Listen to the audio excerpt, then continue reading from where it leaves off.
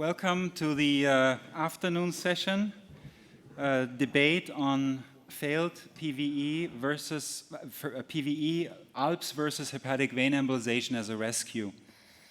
I'm Eric Schade. I work in Chicago and in Switzerland, in Zurich, Switzerland, and my co-chair is Soma Sundar. I work in Providence, Rhode Island. I'm a surgical oncologist. And so very happy we have two really knowledgeable speakers on this topic. First we have Fabrizio Panaro from France. He is part of the group in Montpellier who first published the venous deprivation technique. Dr. Guyu, the interventional radiologist you're working with, published that. And Dr. Panaro is part of the surgical team. And then we have Victoria Ardiles. Victoria is from the Italian hospital in Buenos Aires, and she's been part of the ALPPS development for the first days with Eduardo Santibanez. And so we're very interested to hear what you have to say. 15 minutes each, and then we have 15 minutes of discussion. Thank you.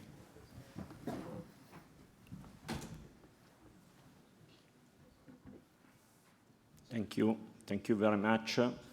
I'm Panaro, as you say. I'm from Montpellier. It's our university, well known for this kind of procedure. We start with the. This is the first line. Is the plan of my presentation, just 5 points. As you know, the portal vein embolization represent. You see two main articles. The first is reviews. Second is the meta-analysis in 2008. More than 116 cases, but as you know, we have 20% of failed portal vein embolization related, 5% related to insufficient for future remnant liver volume, 15% of tumor progressions. As you know, the first, what to do after portal vein embolization failure is not too easy. We have some case report, some series about subsequent embolization of the artery, but as you know, we have risk of bile ischemia. Second is a hematopoietic stem cell. I saw the group of in South Carolina in Houston. They perform some inject of hematopoietic stem cell, but it's just in research. We don't have here. We have also segment 4 embolization for the portal vein branch, ALPPS salvage, and finally the hepatic vein embolization in Montpellier. We changed the name, associated we call with the portal vein embolization liver venous deprivation. The first option is embolization of the segment 4 portal vein branch. We have two major papers. The second in Japan, Nagino. We have the good result is a feasible and a safe option, but only for sectionectomy. The ALPPS salvage is my colleague after they present the first cases. This is the first paper proposed by N. We have also Eric Schade that was co-author. As we can see, we have a 41% of volume gain after ALPPS. It's a safe option. The hypertrophy is impressive, but the real role is still debated. About the hepatic vein embolization, we have the first paper. This is a very interesting paper, the methodology of this paper, because we discussed the type of hepatic vein embolization, because finally our group in Montpellier, they refined the technique of hepatic vein embolization. I have some imaging after to show. In 2016, we started the first series with the University of Nice. We call this technique liver venous deprivation. So this is the pathophysiology of this kind of technique. This was a paper published by Co in 2010. So on the left, you can see the normal sinusoid. We have an inflow with hepatic artery, portal vein, and hepatic vein outflow. If we occlude the hepatic vein, we have a sinusoidal dilatation. We have a sort of shunt between hepatic artery and portal vein. If we perform the embolization of the portal vein and the hepatic vein, we have a teeny sinusoidal area with only arterial vascularization. This is, when we talk about this technique, it's very important to be standardized the technique. So the first step is the puncture of the right hepatic vein. Second step is the portal vein embolization. In Montpellier, we have evolution of this technique. Now we use a mixture between a glue and a lipiodol. And we change also the plug. Finally, in the last 2 years, we use this kind of plug, 75% oversizing. We put the plug about 2-3 centimeters from the right hepatic vein origin. And after that, we perform embolization. I think this is the key point of our technique, because we perform a venous-venous collateral embolization. This sometimes take a time of 1 or 2 hours. This is very important because, as you know, this is there are 2 papers. As you know, we have intrahepatic venous collateral in almost 50% of the normal livers, with a diameter less than 1 millimeter. But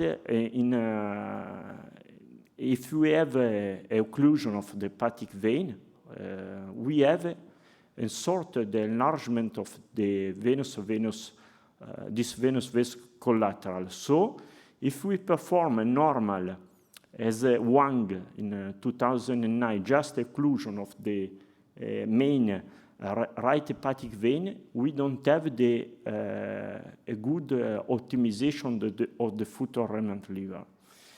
This is just an overview of the accumulating data in favor of liver venous deprivation. There are papers from Europe, from Japan, from US. As you can see, the final point is that the future remnant liver volume is more important in the liver venous deprivation than portal vein embolization. This also our study we publish almost 15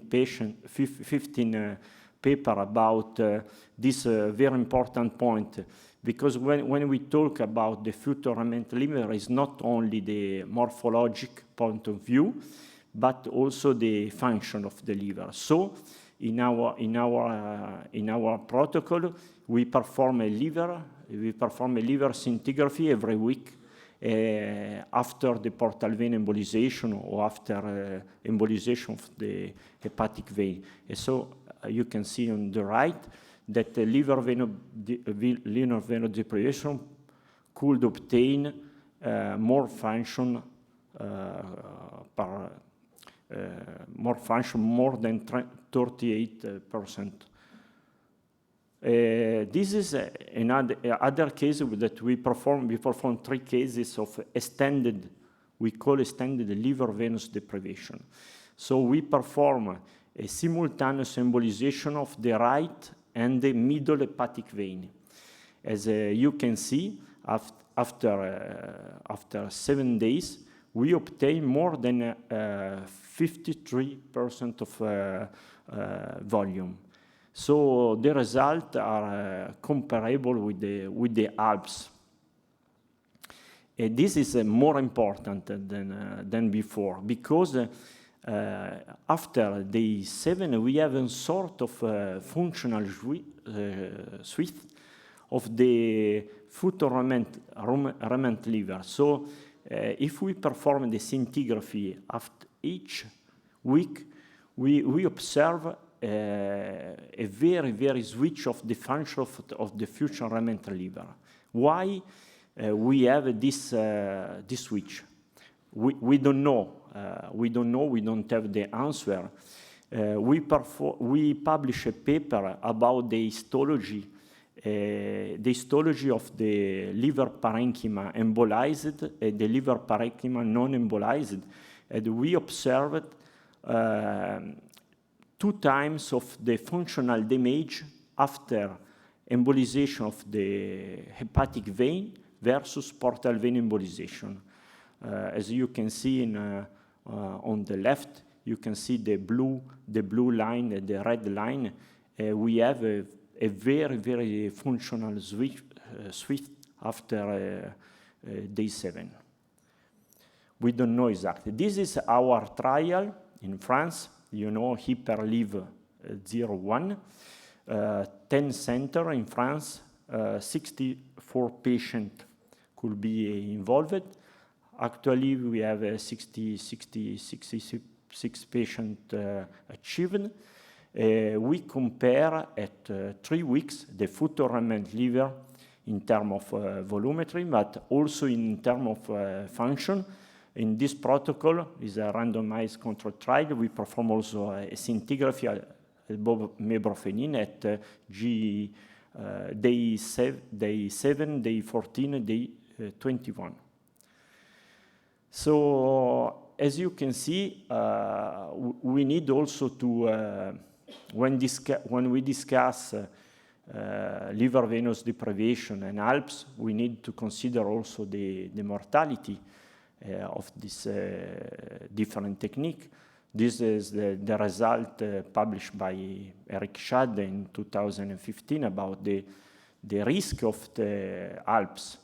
As you can see, the major risk is the complication, is the death. This also another trial, you know, I think about the LIGO trial. I put in the table 4, we have a liver failure described very well, but there are also other 2 patients, day 53, we have and day 33, we have a liver failure. So we have 2 post-hepatic liver failure besides strict volumetric criteria. So also if we observed very well this paper, as you can see, we have 48 patients in the ALPPS groups. But finally, is the last intervention 2, only in 44 patients. Now, what's happened to the other 4 patients? Maybe post-hepatic liver failure after stage 1. We don't know exactly. So if you consider LIGO trial, finally, only volumetric resecability criteria were considered. This, I think, is one of the most important slides that I present today. This is our paper that published last year. We focus in the correlation between volume and the function. So we have almost 10 patients with insufficient function and adequate volume. And in opposite, we have adequate function and insufficient volume in 14 patients. So, for example, in Montpellier, we perform a trisectionectomy also in patients with a future remnant liver of less than 20%, because we consider more the scintigraphy than the volumetry. This is our policy in Montpellier. This is a very important point also for the ALPPS, because if you can see in this paper published in 2017, we have 56.7 patients with the volume gain versus a function of 28. So the function and the volume not correlate. Also in ALPPS, as you can see in the red, we have 5 patients on 27 with the good volume but not good function. So we analyze also the synthetic function. Also, this slide I think is very interesting because we try to analyze the synthetic function of the liver. As you can see on the left, we have the synthetic function related to liver venous deprivation. On the right, the ALPPS. There is a difference. Also, the recurrence we know very well. Some patient especially for liver metastasis, develop the recurrence after 15 months. In Montpellier, this is our study that show that there is no difference between the two techniques. Also, if we consider, because in the first years we had a major bleeding after hepatic vein embolization, so we try to analyze this specific factor. Finally, there is no difference in terms of intraoperative bleeding, intraoperative transfusion, operative duration. And this is, I think, Professor Sisch present this study. This was a retrospective multicenter studies comparing the portal vein comparing liver venous deprivation and ALPPS. And we have a successful resection rate about in 72.6% of liver venous deprivation versus 90% in ALPPS. So the hypertrophy faster with the ALPPS, we know. The weakness was the selection bias, I think, more liver venous deprivation in clasking. The decision to resect based only volumetric assessment, I think, and the inclusion of various liver venous deprivation technique, because as you can see, the technique is evolving. So just to show, this is our radiologist finally after the procedure. Is a procedure that takes time, sometimes 2 or 3 hours or more. 15 minutes. Yes, one minute, I finish. And so we need to insert a lot of the catheters, a long procedure, so it's very difficult to standardize the good technique. So why choose a liver venous deprivation? This is a study we compare for the first time the kinetic growth rate. During the early phase is the same. During the late phase is more growth with the ALPPS. We have 100 successful rate with the liver venous deprivation, and we have this is a very important point. Completion surgery is technically easier with the liver venous deprivation. Thank you.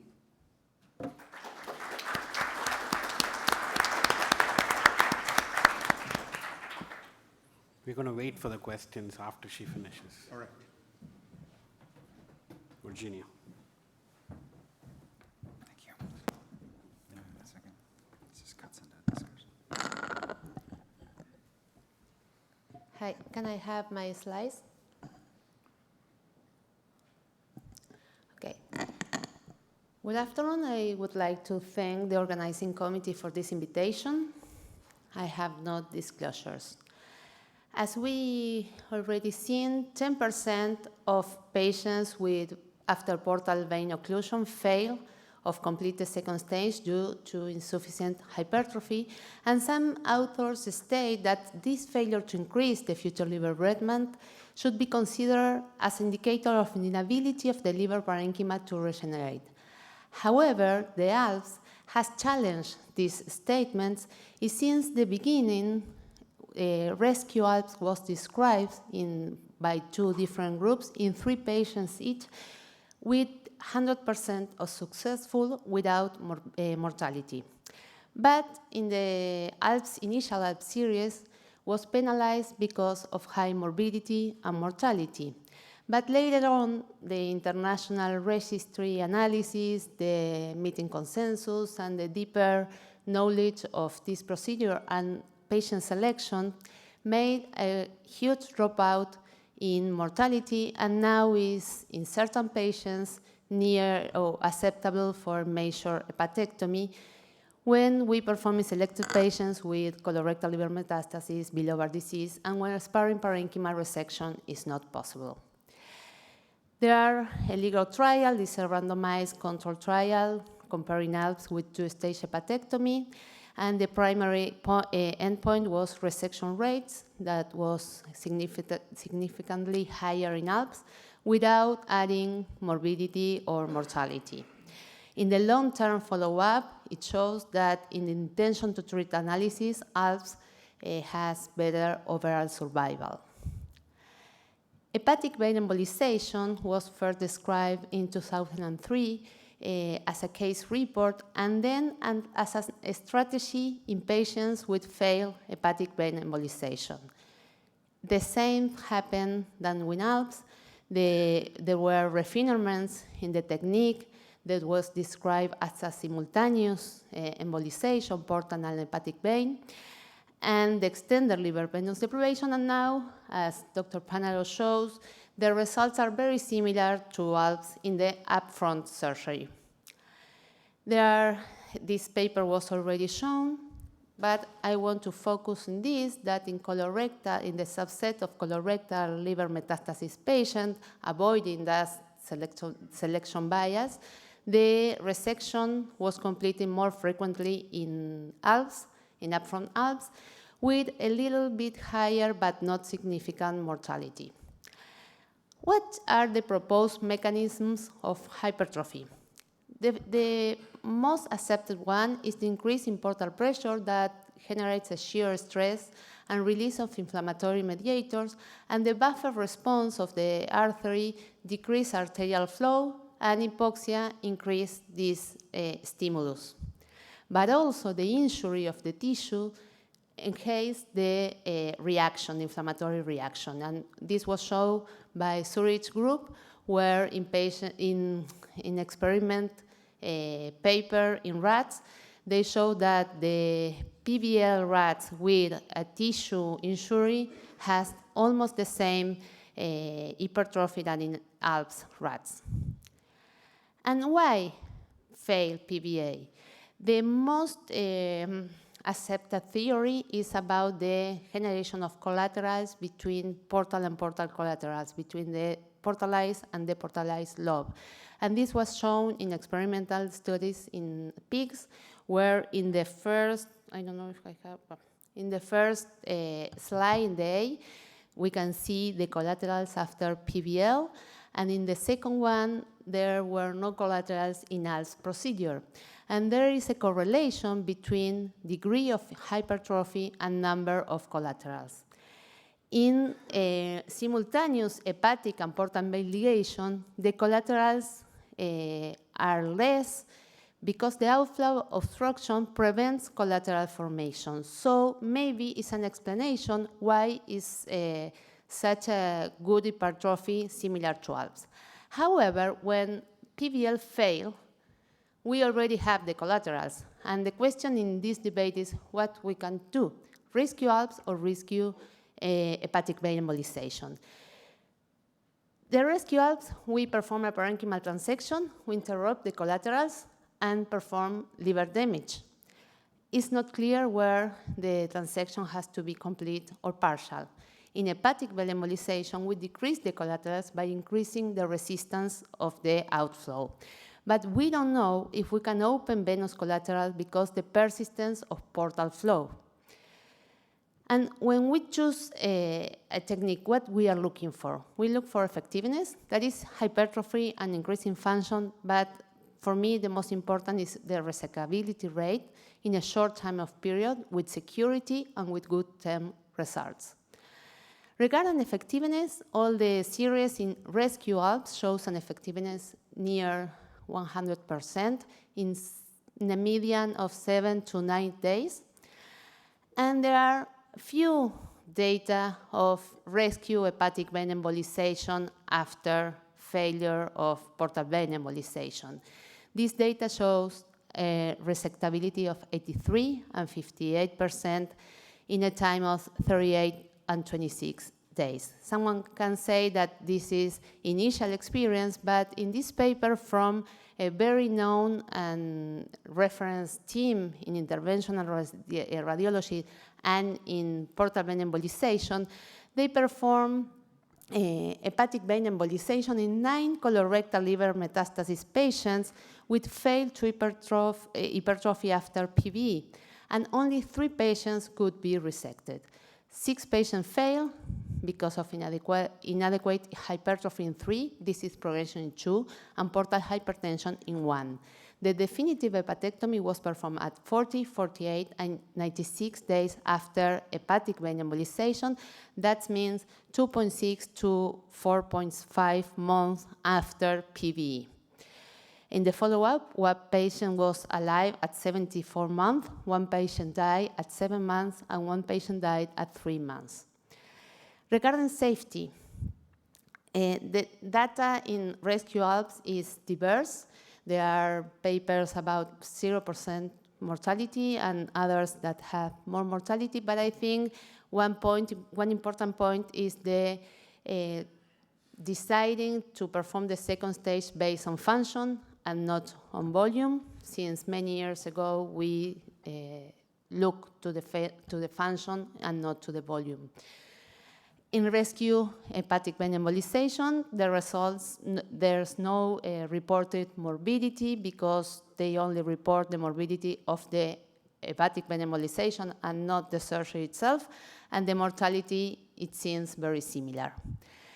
These papers compares the 8 patients in rescue ALPPS with 12 patients in upfront PVE, and they show the baseline characteristic was compared, and they show no difference in safety in these 2 groups.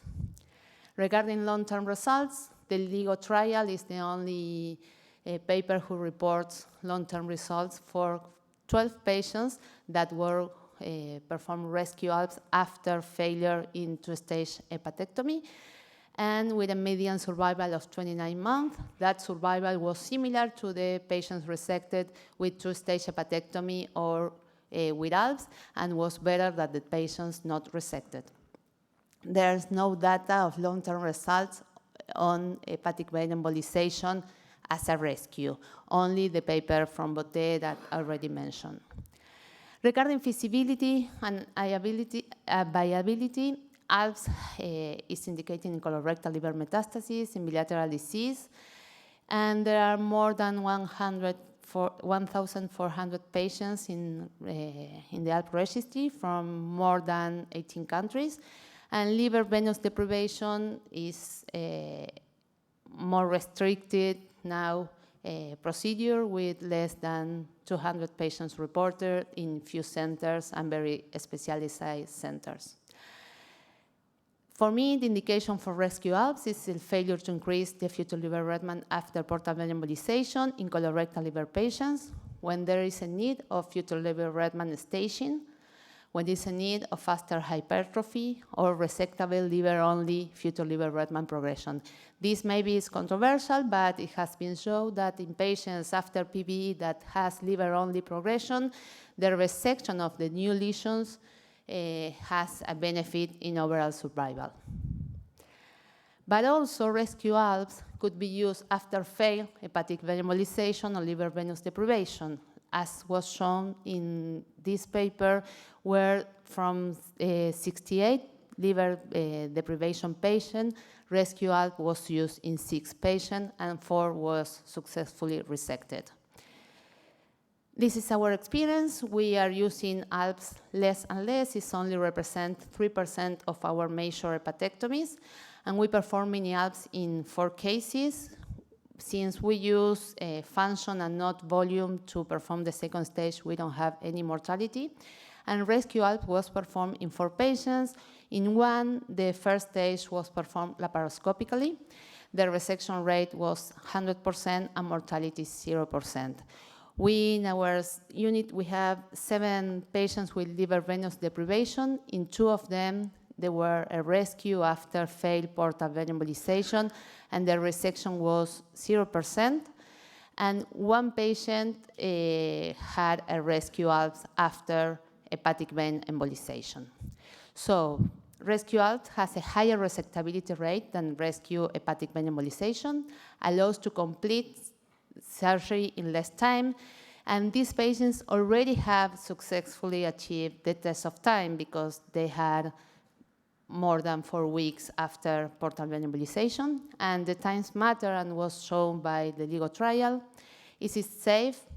The long-term results are similar to two-stage hepatectomy and upfront ALPPS. It's easy to implement in surgery centers and could be complementary technique after failed hepatic vein embolization or liver venous deprivation, and the first stage can be done laparoscopically. Thank you.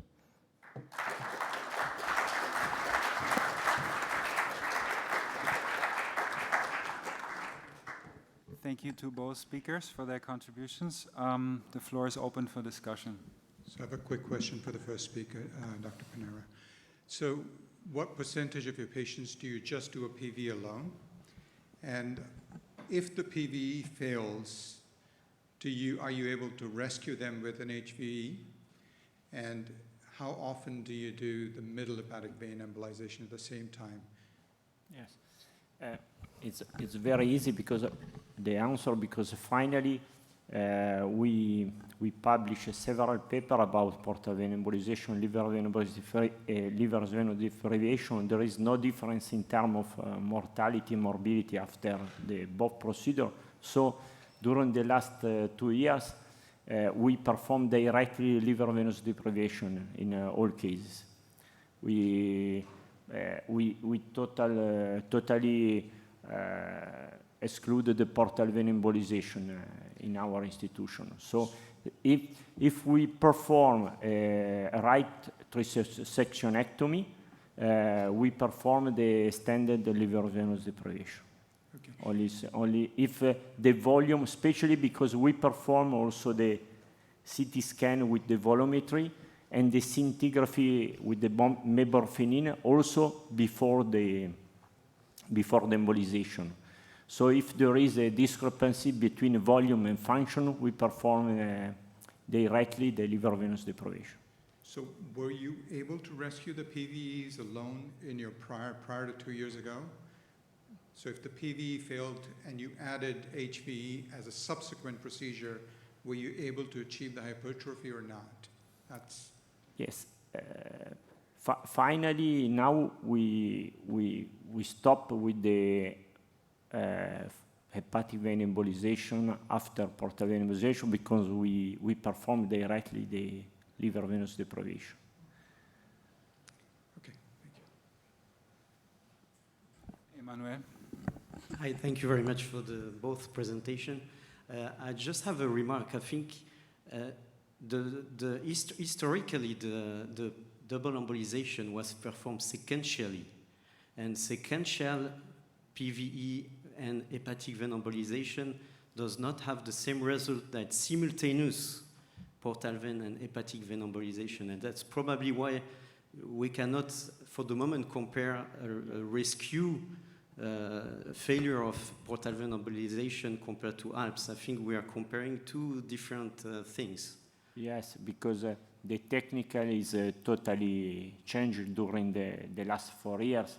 In our institution, as I said, we perform the hepatic vein embolization also with the embolization of the venous collateral. This take more time than the hepatic vein embolization itself, because we wait 3-5 minutes, we perform the angiogram, we see the venous collaterals that forming between the right hepatic vein embolized and the middle hepatic vein, and if there are more than 5 millimeters, we perform a glue occlusion. So it takes time, so it takes sometimes 2 or 3 hours. So the technique is totally different from the Wang procedure. Let me maybe add here, I think Dr. Melou's question points to the direction that we have very little data on rescue hepatic vein embolization, except for those data from Korea and the data that were recently published by the MD Anderson group, which is 30% and 80%. It's clear that there seems to be an advantage in favor for ALPPS if we really look strictly at rescue. But let me also make a comment, because both Dr. Melou and some others here have worked in Dr. Belghiti's department at Beaujon, and Belghiti's group a long time ago has published that rescue embolization of venous collaterals. Portal venous collaterals, though, not hepatic venous collaterals, can actually rescue failed PVE. I don't know if you're aware of these papers, but that was not in our debate. I'm just making people aware that these collateral story and what you're explaining about the importance of LVD versus just putting an umbrella in, the question I asked this morning in another session, is an important topic. We haven't resolved this, and I don't think we have enough data right now to really say how effective is this sequential hepatic vein embolization. Dr. Shish. Oui, Blanche is from France. I want to congratulate Dr. Adilas because I'm supporting the hepatic vein embolization, and I was almost convinced. Just one comment. You said that you had a large experience and more than 1,000 ALPPS and only a few, but it's a more recent procedure, the vein embolization. The point is, and you perfectly said that, we have to understand why PVE failed. And you showed that there was collateral between the left and the right liver, but this is not probably the only explanation. This is also the quality of the parenchyma. So my answer, well, we studied the cause of the failure of portal vein and even the B embolization, and it is the point. Frequently we saw that the portal vein embolization was not perfect, or there is collateral, or the hepatic vein was not complete, so it is undecidable. But sometimes it is the parenchyma. So did you study the quality of the parenchyma in those patients with failure and that you operate by ALPPS? Yes, thank you for your comment. Before ALPPS, when we had the failure of growing, we performed a second portal vein embolization because sometimes it's not complete. So I agree completely with you. We study the parenchyma, the function. We developed an index that is called EVA index that is based in mebromine scintigraphy. And for us, it's very useful. We don't look at all the volume. We just look the function. So when we have enough function, it doesn't care if it's 10 days, 15 days, 2 weeks, 3 weeks, we perform the second stage.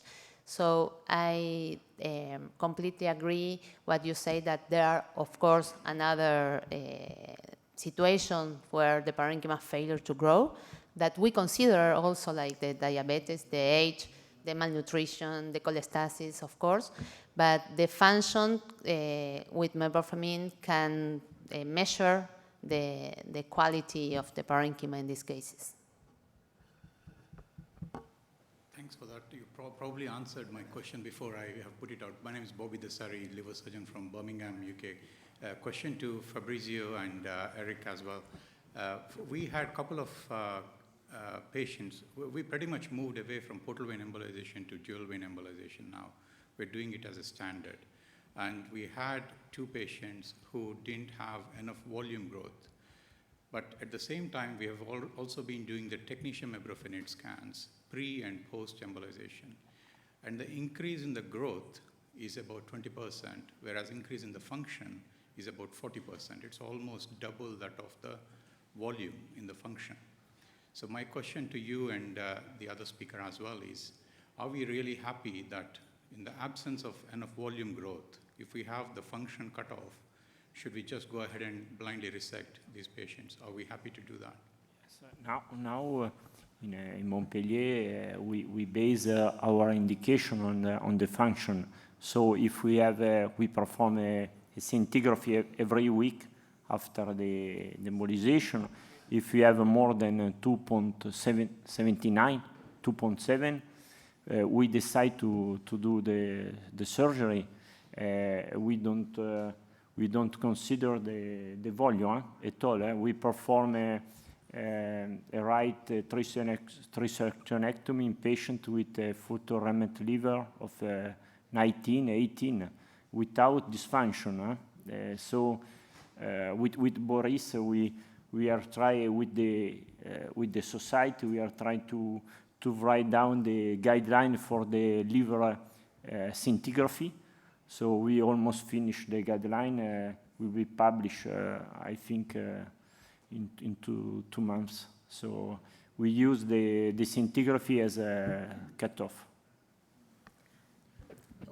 We have one patient with not enough volume, but with enough function, and we performed the surgery, and the patient was okay. So we measure function, not volume. So the message from the panel is use your cutoff for resection based on function if you have accessibility to function, which is not easy. We've discussed this in the past. Please. Yeah, Pico from Argentina. I have a question for Dr. Panaro. You really present a nice area, and I have some curiosity about the technique, because I saw that you have percutaneous approach to the hepatic veins and no endovascular approach. Do you have this more efficient, the percutaneous approach with the possible complication of bleeding or hematoma and no endovascular? No, because the technical is evolving, because we put the plug into the hepatic vein, and after we perform the injection of the glue. So if you perform, as you said, you can inject the glue. Do you understand? So you need to do percutaneously. Because our vascular interventional radiologists, they use the endovascular and they go inside branch by branch, and is completely filling with different dye to occlude the yes, vessels. but you can see very well the venous collateral, because you need to insert the plug, wait 3-5 minutes. You need to perform the ultrasound and the angiogram to see the venous collaterals forming, and now you can do the embolization of the single venous collateral. If you perform endovascular, you can see, because there is occlusion of the hepatic vein. And just a comment for the laparoscopic approach. This is a very nice procedure to do the laparoscopic approach, because just only we have to transect the liver, no more than this, and probably we recommend to transect as much as possible, because we are just a failure previous, and we don't want that we have failure also. I think the algorithm is a portal vein embolization, liver venous deprivation, and finally, in patient with the ALPPS is the salvage procedure. But I think the algorithm is decisional making is maybe change in the future. Maybe let me make one little nomenclature comment. Though not everybody uses the filling of the veins with glue that characterizes LVD. A lot of us, and I think the majority of centers worldwide, actually just occlude the hepatic veins in their initial simultaneous procedure, and you can argue it doesn't work as well. I haven't seen any proof of that, to be honest with you. I'm interested to see proof of that, because I think we should compare this head to head and not make speculations about it, rather having data about it. We don't have those right now. Eduardo. Yes, thank you very much for your lecture, Patricia and Victoria. I really enjoyed this debate that I think is just for fun, because both methods are good, and maybe it's a kind of patient selection method. I have a question, because I think one of the drawbacks of portal vein embolization is the tumor progression. And maybe, we don't know, because it's an early procedure, this liver deprivation we have to see, and I'm sure you are going to create the registers in order to, as we did with Pierre, with the ALPPS, we have more information, but I have two questions. One, if the tumor progression, and it's for you and also for Giselle Laurent, if the tumor progression, you have tumor progression after liver deprivation, you are ready for rescue this patient? Second one, just to avoid this liver progression, as we saw and heard from Dr. Fong minutes 1 hour ago. You continue with the chemotherapy, the patient with chemotherapy during you are waiting the liver function increase? Thank you very much, Professor. You are the father of the ALPPS, we know. It's a very good question. I think the advantage of the liver venous deprivation is in this case, because we don't have, after the procedure, we perform the procedure, the patient the day after is home. Sometimes we have some asthenia in almost half part of the patient. We don't have liver dysfunction, so the patient could continue the chemotherapy during after. Yes, yes. We sometimes we have some patient with progression on the foot-ornament liver, so we could continue the chemotherapy without any dysfunction. No. So, I think the only answer to tumor progression in all these regenerative procedures, including ALPPS, in my opinion, is chemotherapy and nothing else, no surgical therapy. Yes. But one last question, because unfortunately the meeting is over. The session is over. Yeah. Mark? Very short one. Mark Beelmans from the Netherlands. Philosophical question a little bit. We talk about a failed PVE, and in Montpellier they don't do a PVE anymore, they do double embolization. We have also the side of money and reimbursements. It's going to be expensive. Wouldn't it be looking for the parameters Laurence has shown? Who can just function with a PVE, and we have a second group who will not react, and then we can discuss double embolization versus ALPPS. Now we are waiting the result. You know, we have a trial, so I think this year we'll finish the trial. So yes, now. This trial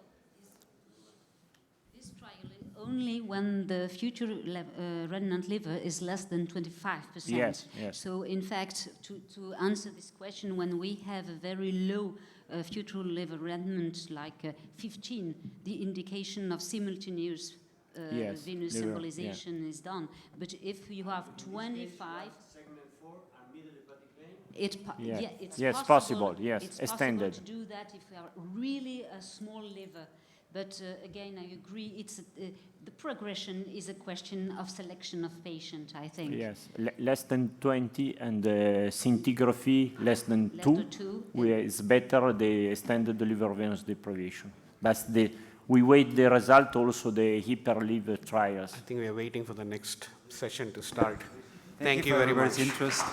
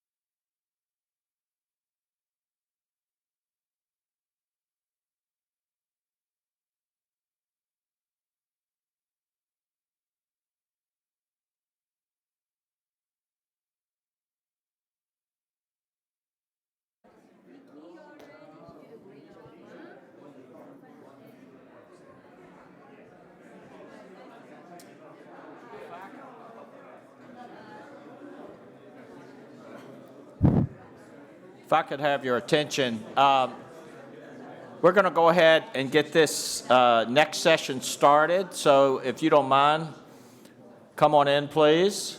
My name's Will Chapman. I'll be moderating this session along with Professor Clavien from Zurich. We've got some interesting topical discussion points this afternoon focused around transplantation for cholangiocarcinoma. Our first speaker is Chris Anaday from Michigan, who's going to talk to us about diagnosis and selection.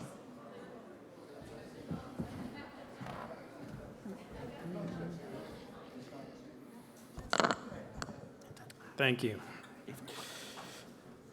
So, good afternoon, everybody. Thank you for the invite. I'm looking forward to this session. There's been a lot of good content about this topic in this meeting, so I'm looking forward to talking about it. I have no disclosures. I'm going to talk about 80% of my talk is going to be about hilar cholangiocarcinoma, but I am going to speak at the end about intrahepatic cholangiocarcinoma, which is, I think there's some really compelling data about that as an emerging indication for transplant. I'm going to hit the breadth of the topic, but I think from a selection standpoint, when you talk about hilar cholangiocarcinoma, what we're really talking about is how do you select patients to resect versus transplant. And so I'm going to spend a lot of time on that topic. I think it's important when we have sessions like this that we remember that what we think is new is not new. So literally patient number 3 in the history of liver transplantation was transplanted for a hilar cholangiocarcinoma. And I think it's important for us to understand both the emerging data but the lessons learned from the past as well. So I think this audience is aware that the incidence of cholangiocarcinoma is increasing, although, as I'll show you in a second, it's primarily intrahepatic cholangiocarcinoma that is increasing. Hilar cholangiocarcinoma, at least in the United States, is actually relatively flat. You can see the breakdown currently is about 40%, 60% if you include gallbladder cancer. You can see that the true perihilar distal cholangiocarcinomas are actually a smaller number of cases. But last year, most recent data, about 10,000 deaths related to cholangiocarcinoma in the United States. The epidemiology of hilar cholangiocarcinoma is interesting. What data is available, and again, classifying these tumors, particularly in cases of advanced disease, is tricky. But it appears that the incidence of hilar cholangiocarcinoma is flat or perhaps declining, and it really is a disease of the elderly. I mean, peak incidence in the 60s and 70s. A minority of patients, despite diagnosis at an earlier stage, get surgery. About 20 to 25% of hilar cholangiocarcinoma patients have surgical therapy as part of their care. And again, despite the trend towards lower stage of diagnosis, the prognosis remains really poor. So it makes sense to have a session like this talking about ways to change the treatment paradigm for this disease. The classification systems for these diseases are very helpful, but I think all have their shortcomings. So the Bismuth classification, which is kind of the classic description of this disease, helps lay out kind of surgical options for these patients. But I think the truth of the matter is that if you look at the kind of class 3 and class 4 patients, they come in different flavors because what is not characterized in the Bismuth classification is vascular involvement, which plays a critical part in the decision-making about this disease. The determinants of resectability, as we know, are not just about the degree of biliary involvement. It's our ability to get a negative margin, the degree of vascular involvement, the size and health, as was just discussed in the last session of the future liver remnant, and the patient factors, including how they presented with their disease. Did they present with jaundice that has been adequately palliated, and if they had episodes of cholangitis? Bloomgart proposed, I think, a very helpful classification system that I use as a mental model for this disease, incorporating not just the involvement of the biliary confluence, but the presence of atrophy and portal vein involvement as a predictor for future resection. And you can see, depending on the extent of that, your likelihood of a effective resection gets quite small. As you may notice, arterial involvement is not characterized in this staging system, and that's not because it's not important. It's just hard to predict adequately on preoperative imaging, which is something I'm going to talk about in a minute. What about, can we extend who we resect by doing more advanced resections through specifically vascular resection? And I think there are some data about that. This is one of the Japanese series, which was one of the first published with any significant volume. But you can see these are potentially morbid operations, 9% operative mortality with a vascular resection, as liver failure the most common cause. And not only that, but the presence of vascular involvement is, as you would imagine, a predictor of more advanced disease, specifically nodal disease. So while this is feasible technically, it may be a marker of worse biology. And in fact, the AHPBA a few years ago had a consensus statement about this exact topic, supporting selective use of portal vein resection, really discouraging the use of arterial resection, and essentially saying that vascular resection should not be performed routinely in hilar cholangiocarcinoma. So ultimately, resectability is kind of in the eye of the beholder, and I'll share a case of mine just for full transparency that I think illustrates this point. This is the type of person you want to push for, right? A 46-year-old female, healthy, presented with obstructive jaundice and a complex hilar lesion, as you can see on the MRI recon. She had involvement of the second-order biliary radicals on the right and what appeared to be extension into the division of the segment 2-3 ducts on the left. The right hepatic artery looked involved. There was a replaced left, which was free. The hilum of the portal vein was narrowed at the level of the tumor, and the mass in size was about 2 centimeters. We calculated a future liver remnant with a right triseg of 20 to 25%. She also had some steatosis. And our recommendation at the time was liver transplant evaluation. She was interested in a second opinion. She actually had family in Texas, so I referred her to MD Anderson, where she saw Tom Aloya, who thought she was a candidate. He did perform portal vein embolization first, which promoted a modest increase in the size of the FLR. Resected her with a limited portal vein resection. Again, the artery, as I mentioned, was free. Here's her path. She actually had a node positive, which, as you talk about in a second, would have excluded her from transplant candidacy, but it was a margin negative resection. She did unfortunately recur about 18 months postoperatively. And I think that what this illustrates is, number one, resection is a difficult decision. And number two, the biology of this disease wins every time. So I think selection is a complex beast. And I think, this, as the discussions today will illustrate. The surgical outcomes for resection are challenging, so as you can see in this older series, resectability rates that vary widely, negative margin rates that vary widely, morbid operations with perioperative mortalities up to 19%, and 5-year survival rates in the 20 to 45%, even in really experienced hands in these series. The other thing I think is important for us to talk about in these type of sessions, despite the expertise in the room, is that these are morbid operations. I worry more about, one of my older frail patients with a small remnant and a history of cholangitis after an extended hepatectomy than I do of a straightforward liver transplant candidate. And that's justified by the data. They have a higher morbidity and higher operative mortality. And I think that's important for us to remember. The select patients can do well. So this is a paper published by Flavio Roca that shows that if you achieve negative margins and are lucky to identify the patients with nodal negative disease, those patients do quite well, better than most of the pancreaticobiliary malignancies that we treat. The problem is that's less than a third of then the 20 to 25% of the patients that are surgical candidates in the first place. So that is the minority of patients.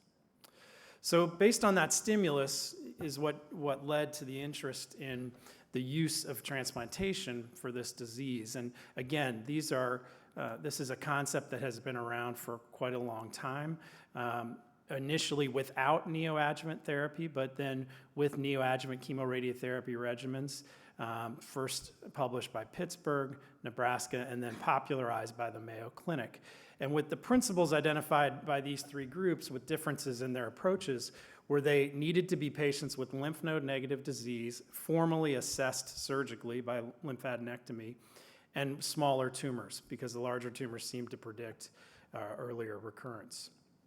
This is the first 100 or so patients in the Mayo Clinic series. You can see their series was enriched for patients with PSC, which is a different beast, and they do well. But the de novo patients had a 5-year survival rate of about 60%, which is what led to at least in the United States, the establishment of this as in select centers with an approved protocol, a indication for transplant that could achieve MELD exception status. Inclusion criteria for the approved studies, at least under UNOS criteria, they have to be deemed not resectable by a multidisciplinary review. As I alluded to before, this is a critical part of a step in this game, and I think patients should not undergo therapy based on whom they were referred to. It's really incumbent on us to make sure that we have adequate multidisciplinary review of these patients. Hilar cholangiocarcinoma in the setting of PSC is, I think, a well-established indication for transplant. And as you know, establishing a tissue diagnosis in these patients is not always trivial. And therefore, the UNOS established criteria, and the same that we follow at our center, is a malignant appearing stricture with an elevated CA19-9 and/or associated mass. The use of fluorescence in situ hybridization is not included in the UNOS criteria because of equivocal evidence about that as a definitive measure.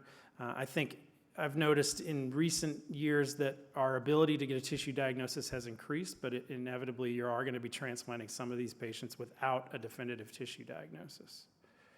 The exclusion criteria are important, and I've alluded to some of these already, including size, and I say most importantly, the absence of previous instrumentation, at least transperitoneal. So these are not patients who have been previously explored or had transperitoneal biopsies.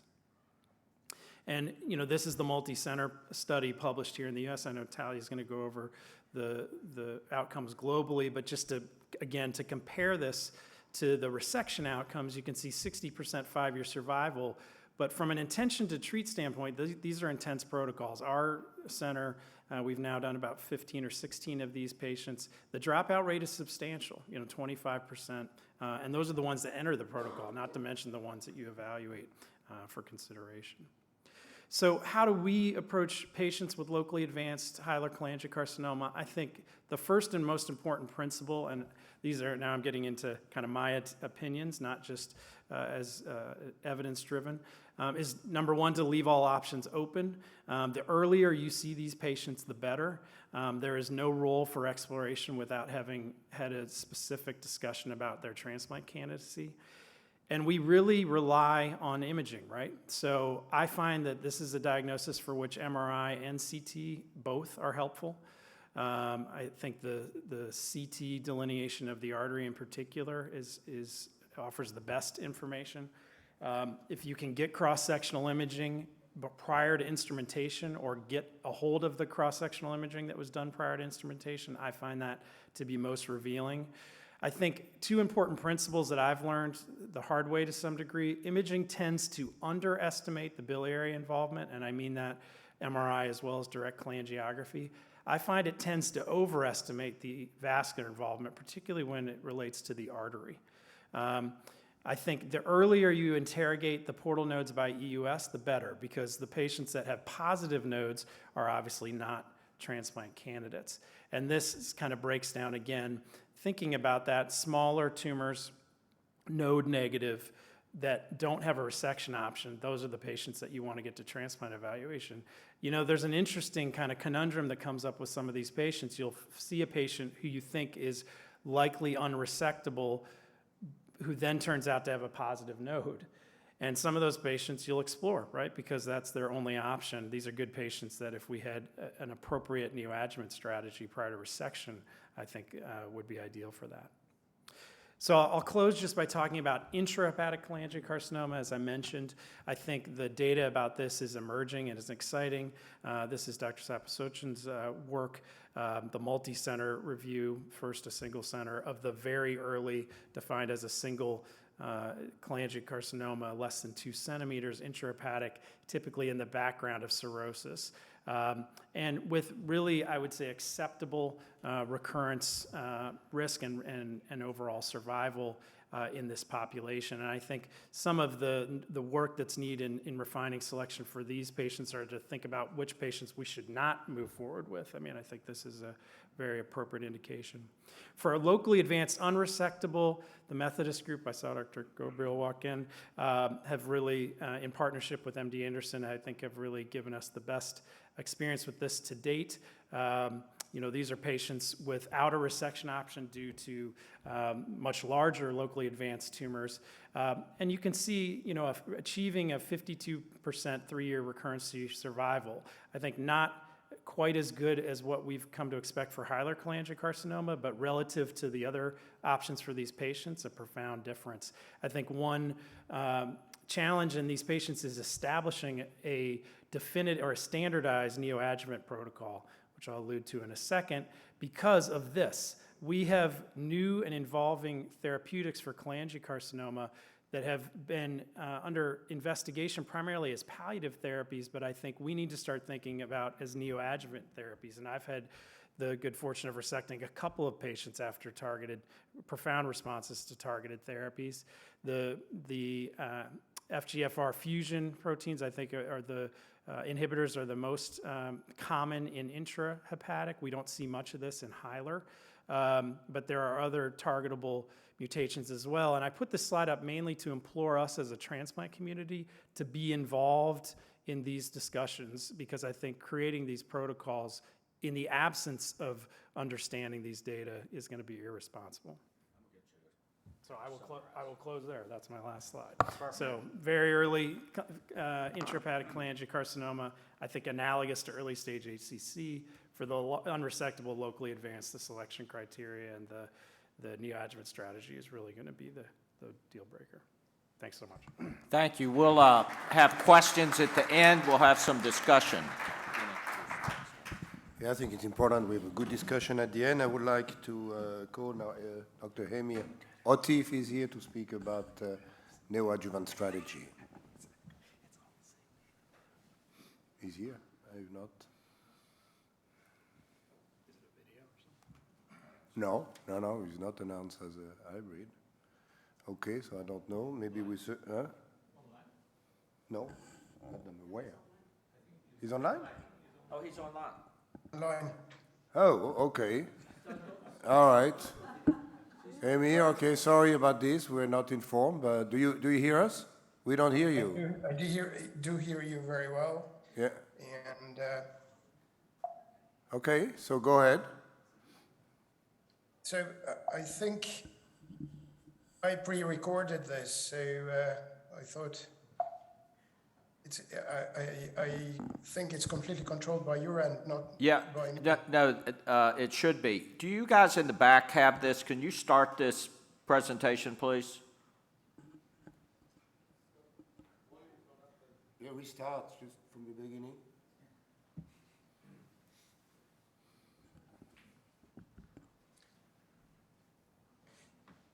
I think it's strategies. I'm going to start with the main protocol. Essentially, the protocol. Can you start from the beginning? Sorry, can you stop and restart? Yeah, please. Go on to have brachytherapy, and then they go on maintenance capecitabine. Following such a treatment, the patients are explored, and if they do, someone who is in the back can talk to them. I think they seems to be in a... Can you stop? And with this approach, as we mentioned earlier, the 5-year survival.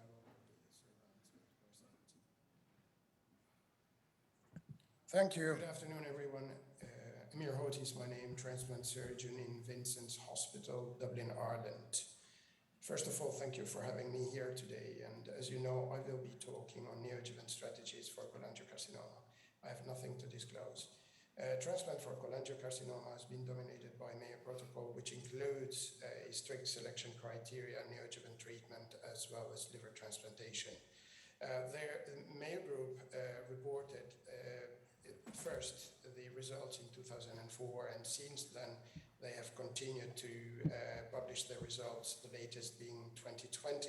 And as you can see here, the 5-year survival post-transplant is 70%, and at 10 years is 62%. These are excellent results. In Ireland, we have also employed such a treatment, and while our results are encouraging, the 5-year survival is less than the one reported by the Mayo Group. Actually, at 5 years, the survival is 57%. Let's look more specifically at the neoadjuvant element of such strategies. I'm going to start with the Mayo Protocol. Essentially, the protocol includes external beam radiation combined with 5-FU, then patients go on to have brachytherapy, and then they go on maintenance capecitabine. Following such a treatment, the patients are explored, and if they do not have disease progression, they go on to have liver transplantation. With this approach, as we mentioned earlier, the 5-year survival is around 70%. In 2016, they reported the dropout rate with such an approach is 29%. In Ireland, while we have not changed the neoadjuvant component, we have a more intense evaluation process. Essentially, the patients who are enrolled in the protocol, they go through 3 different evaluations at different stages. And with such an approach, we've had a dropout rate of 30%, and the overall survival, as I mentioned earlier, is 57%. I've included this interesting paper here by Juan Valle, as it has shown clearly that a combination of double agents, cisplatin and gemcitabine for biliary tract cancers, does improve the overall survival.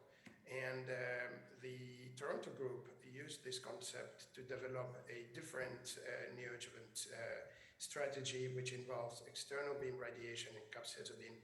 And following the treatment, patients are explored, and if there is no disease progression, then they go on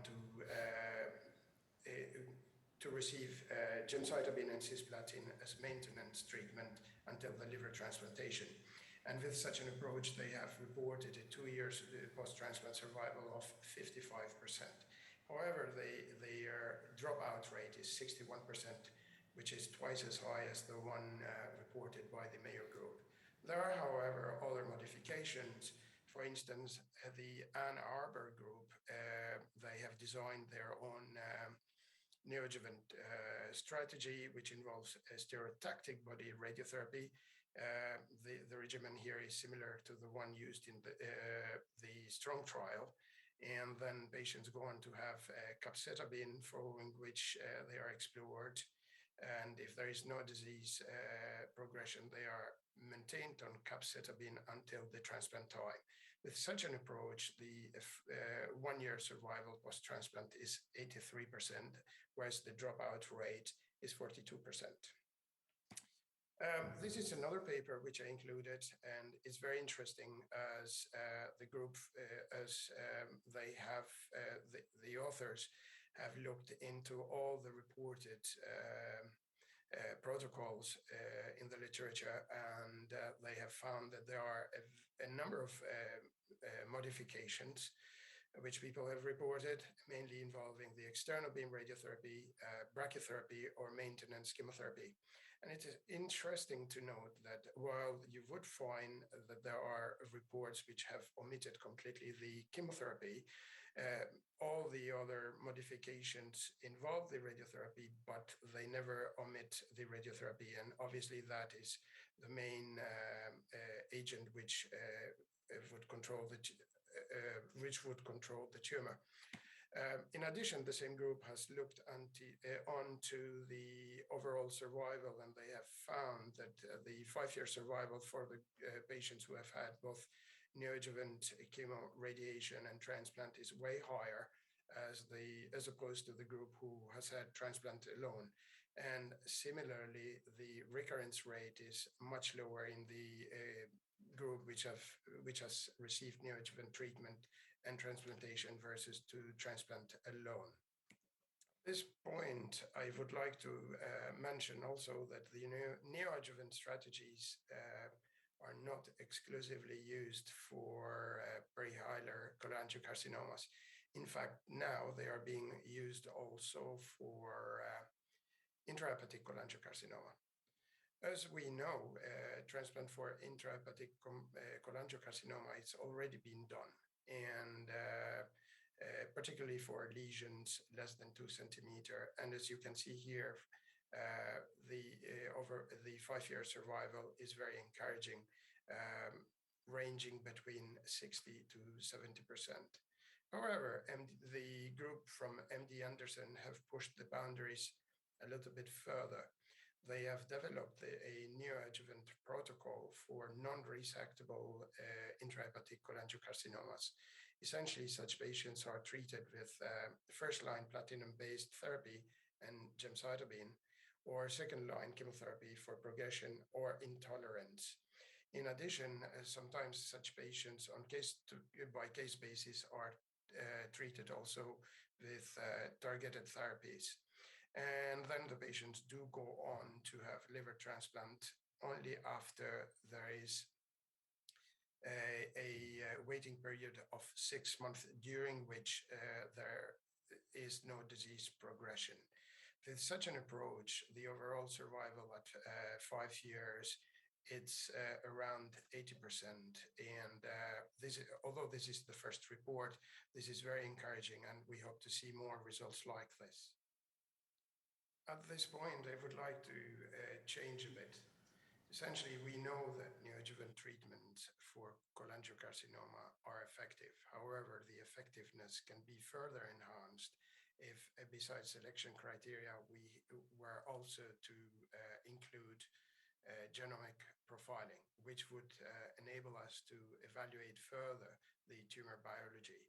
For instance, at the time of the selection, knowing whether the patient has KRAS mutation or IDH1 or IDH2 mutation would be very useful. And so would be knowledge about FGFR2 mutation.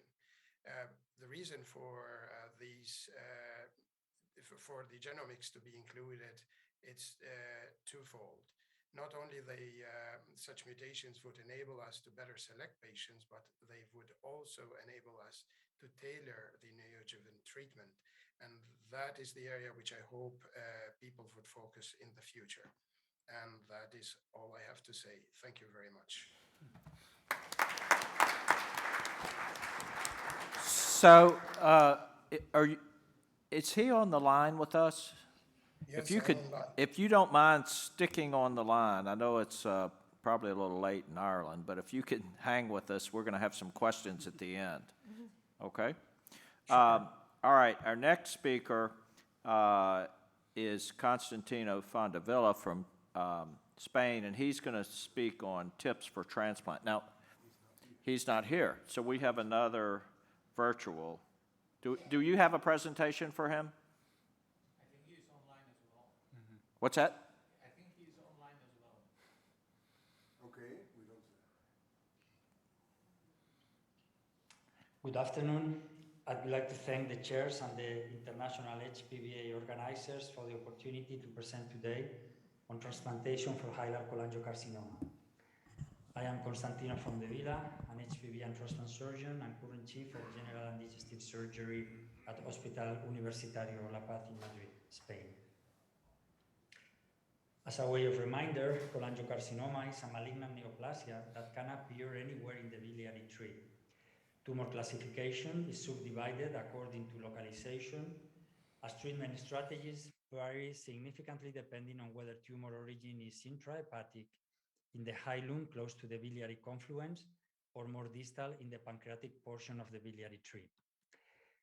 Perihilar tumors are the most difficult type of cholangiocarcinoma to treat surgically, given their close proximity to hepatic inflow vessels and extreme difficult in obtaining adequate surgical margins while simultaneously preserving remnant liver vascularization.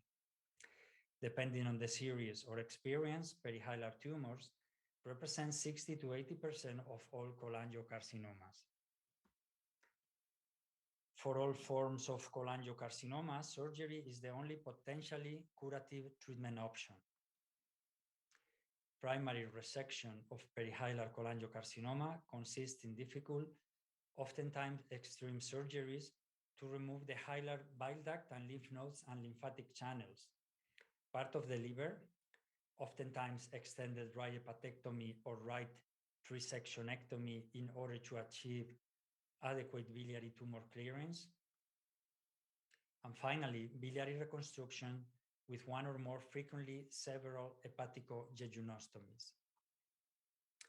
The primary objective of surgical resection of perihilar cholangiocarcinoma is to achieve negative surgical margins and R0 resection. Positive margins, however, have been observed in up to 30% of patients based on the results of a recent international multi-center collaborative to create benchmarks for perihilar cholangiocarcinoma surgery. Moreover, a large proportion of tumors are unresectable due to insufficient liver remnant and or biliary and vascular extension of the tumor into the liver. Given the fact that liver transplantation completely substitutes the hepatic hilum with a new liver, it is another potentially curative treatment option in some of these cases, not amenable to primary resection of perihilar cholangiocarcinoma, and maybe for even potentially resectable tumors by extensive liver resections that are associated with high rates of morbidity and mortality and low curation rates. In this table, reflecting series from Eastern and Western centers, surgical resection was associated with low 5-year survival rates that have been reported between 11 and 42%.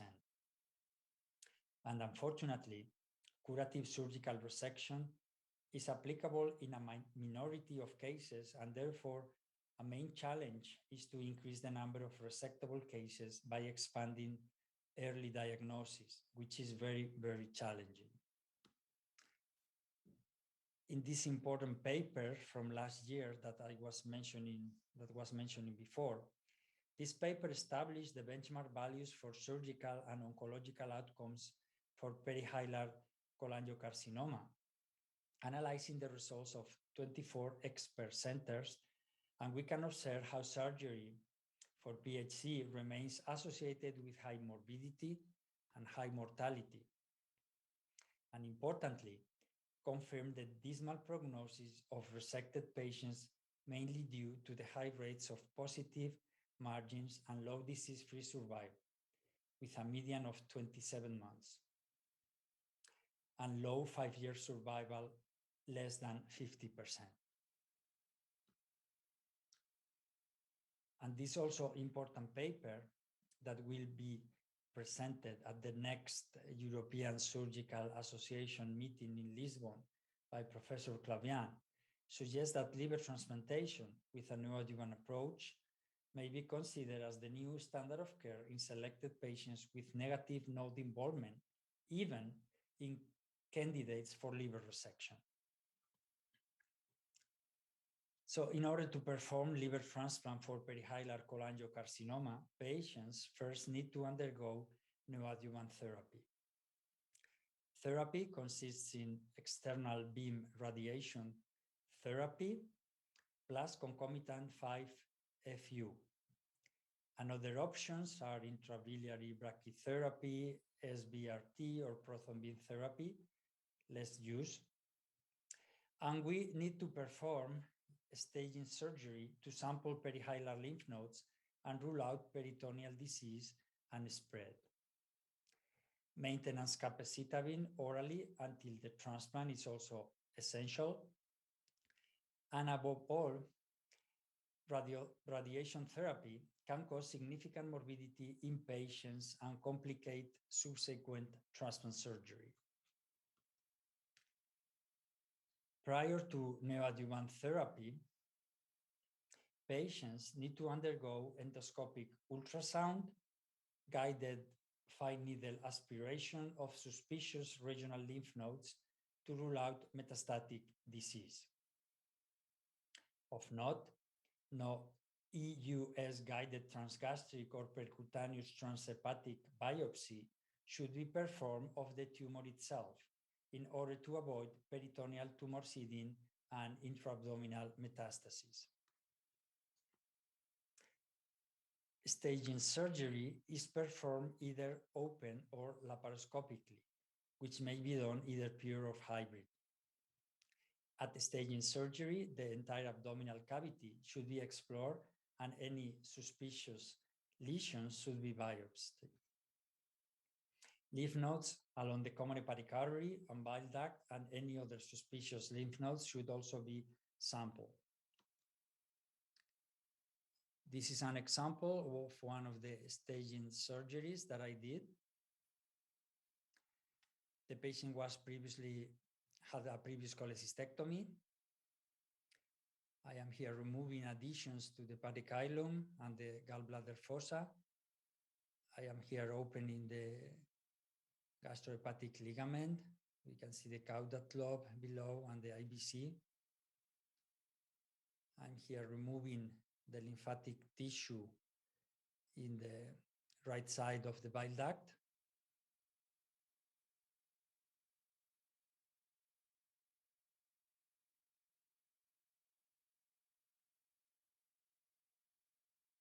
I'm here cutting this attachment to the caudate lobe and removing more lymph nodes of the hepatoduodenal ligament.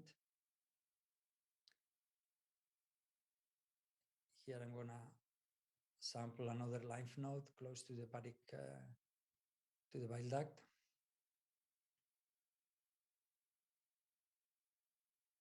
All this on the right side, and then I will move to the left side of the hepatic hilum. Here we can identify the left hepatic artery here, the common hepatic artery. I'm sampling a lymph node above the common hepatic artery. You can see here below the common hepatic artery, and I'm removing this lymph node.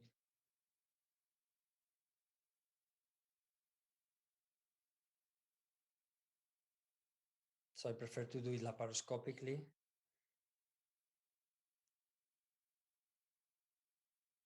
You can see here the common hepatic artery. So laparoscopic, we avoid opening and adhesions that may difficult the liver transplant procedure later on. The hepatic hilum, we don't touch the tumor by any means.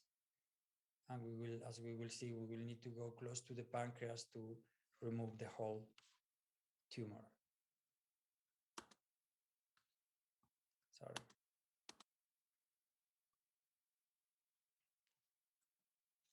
So following neoadjuvant therapy, it is important for us to know that while we await liver transplantation, patients are at risk for complications related to prior radiotherapy. And these include gastroduodenal ulceration, which may lead to bleeding, perforation, and obstruction.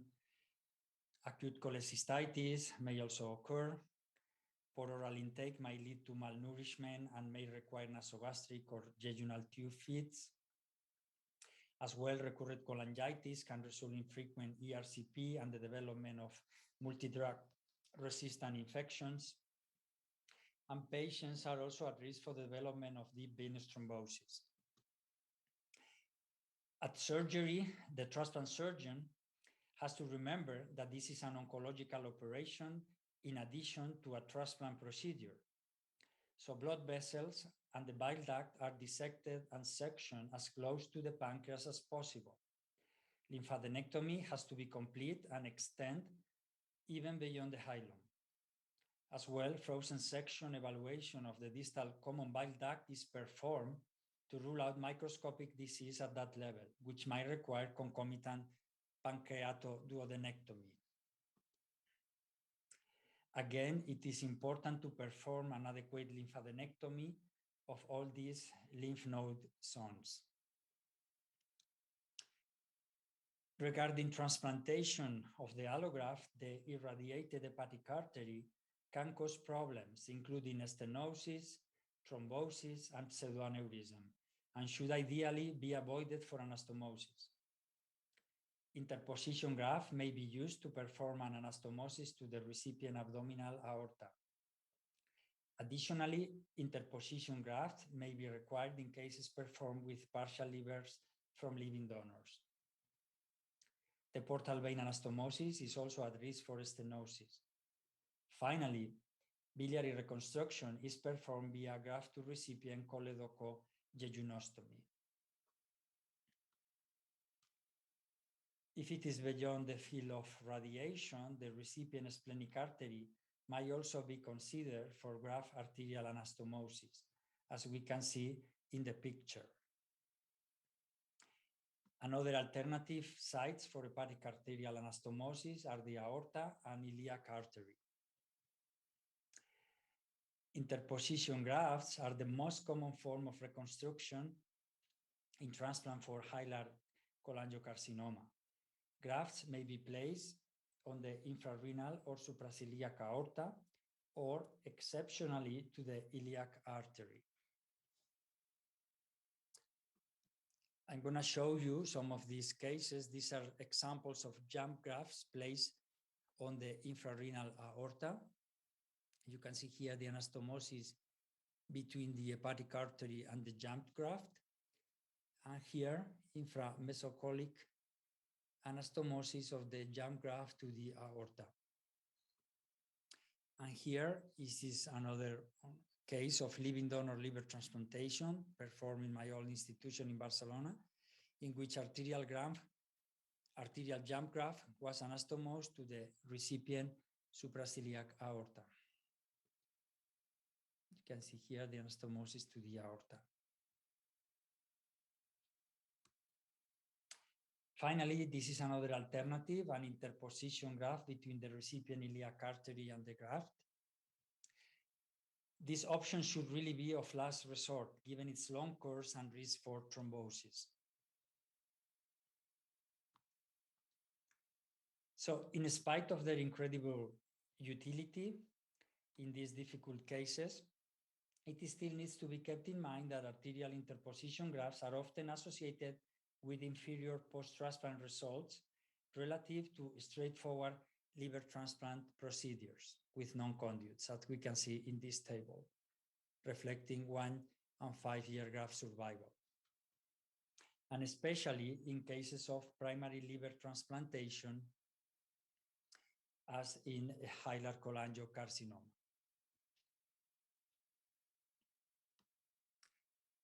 So these risk arterial and portal anastomosis need to be carefully followed in the postoperative period with frequent surveillance Doppler ultrasound and early endovascular treatment of any potential complications that might arise. Use of antiplatelet and or anticoagulation must also be considered.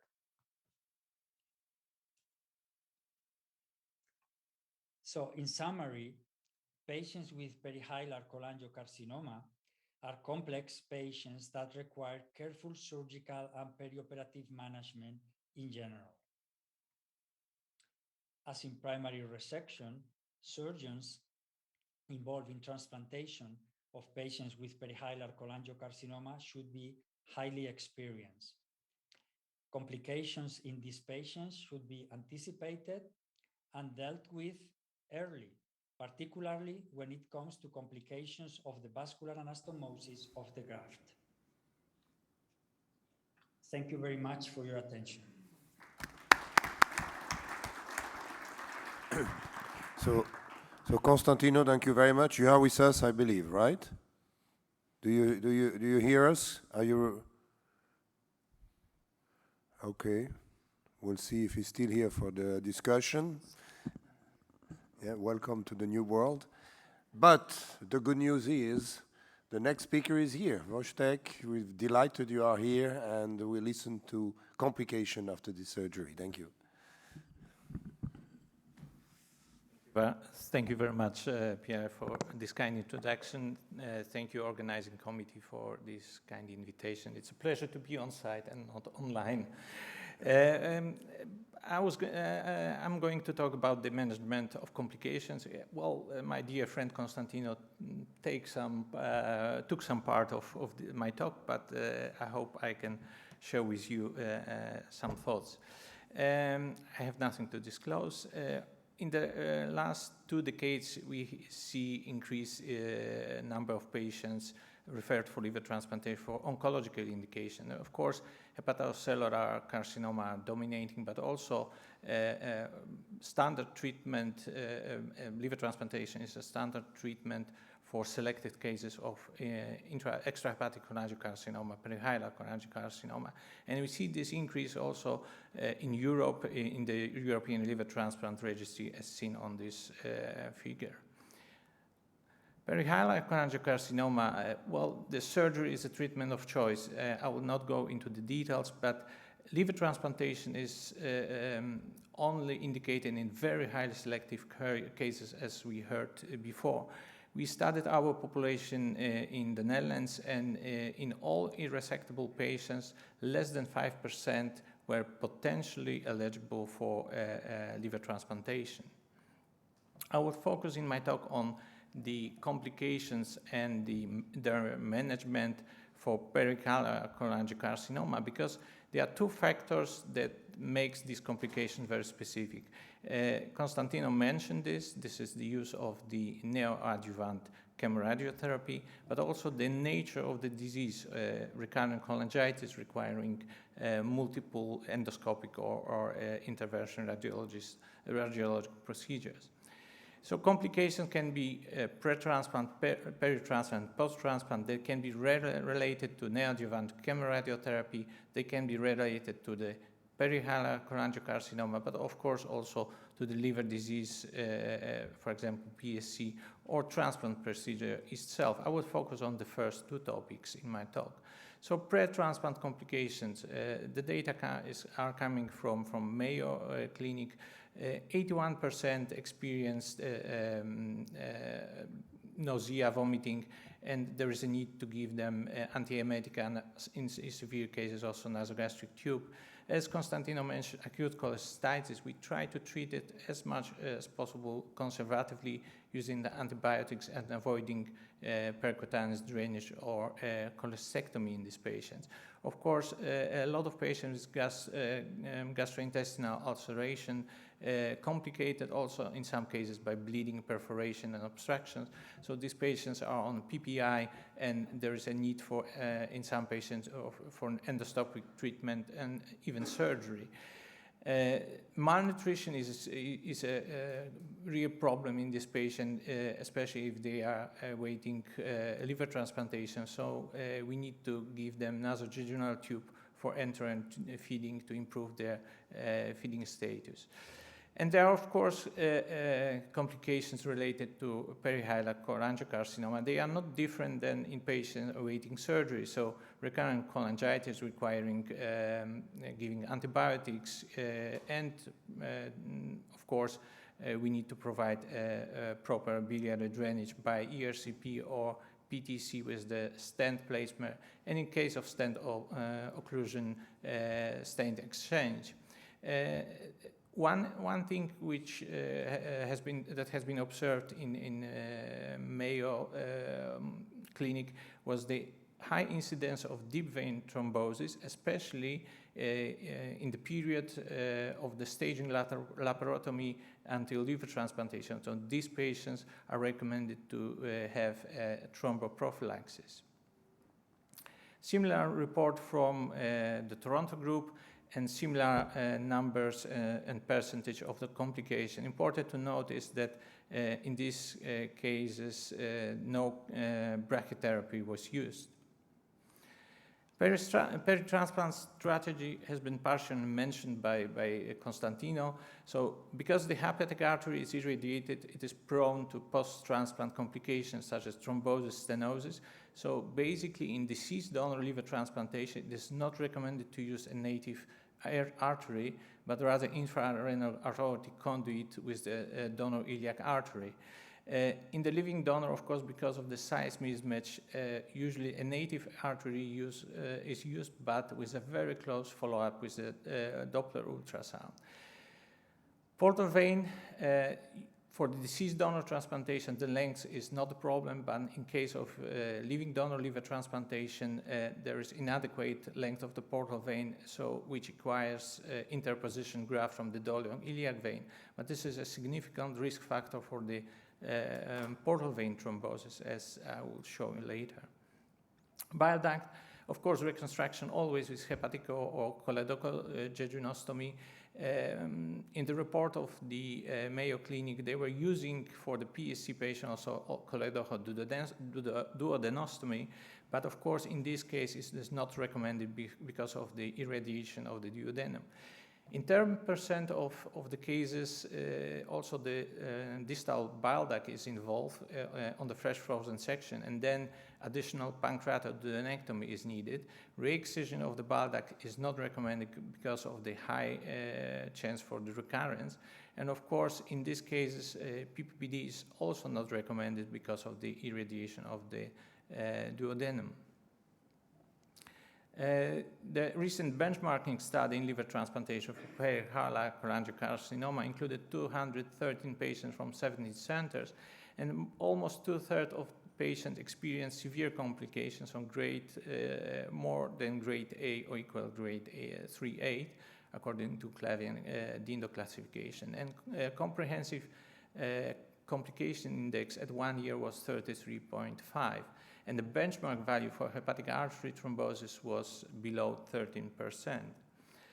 If we look at the post-transplant complication, first report from the Mayo Clinic in 68 patients transplanted for perihilar cholangiocarcinoma, there were 35 vascular complications in 27 patients, which is quite high incidence, 40%.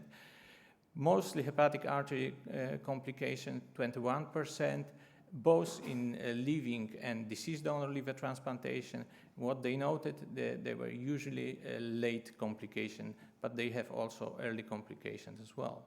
22% of portal vein complications, again, both in full size and living donor liver transplantation. Again, a lot of late portal vein stenosis.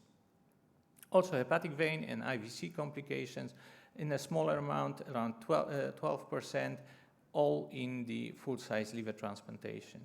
But luckily, retransplantation rate for vascular complications were relatively low, 9%, because of the early detection and early treatment. The same group updated their results and they compared living donor liver transplantation and full-size liver transplantation, and they showed significantly higher complication, especially arterial complication, in the living donor liver transplantation. Portal vein thrombosis, portal vein stenosis were still high, but not different between living and deceased donor liver transplantation. In the last report, comparing living donor liver transplantation for perihilar cholangiocarcinoma and non-perihilar cholangiocarcinoma, the Mayo group reported significantly higher hepatic artery complications and especially late hepatic artery complications. The same counted for the overall portal vein complications and portal vein stenosis. However, vascular complications did not influence long-term survival. Also, two other groups reported vascular complication after liver transplantation for perihilar cholangiocarcinoma. St. Louis group reported overall vascular complication of 32%, with arterial complication of 26% and portal vein complication also 26%. And the retransplantation rate due to the vascular complication was 11%. Dublin group had the overall vascular complication rate of 27%. However, the retransplantation rate was a little bit higher than in the two previous groups. Important to note is that both groups, St. Louis and Dublin, did not use brachytherapy in their patients. How can we manage the vascular complication? Of course, it depends on the timing. If it is early hepatic artery thrombosis, thrombectomy is indicated. In the later phase, percutaneous thrombolysis. However, in the hepatic artery stenosis, then PTA and stent placement is the best solution. The St. Louis group reported also 2 cases of pseudoaneurysm and with successful embolization. Portal vein thrombosis, if it is early, of course, thrombectomy is the treatment of choice and anticoagulation. In some cases, venoplasty has been used. In the portal vein stenosis, as seen on this graph from Mayo report, PTA and stent placement is the best solution, and of course, anticoagulant therapy lifelong. Hepatic vein inferior vena cava complication, the same PTA and stent placement and anticoagulation. However, the close surveillance with Doppler ultrasound is necessary for early detection of vascular complication and thromboprophylaxis in all patients is necessary lifelong. On the long run, these patients are anyway followed up by CT scan, so we have to look carefully also on the, let's say, long time vascular complication in these patients.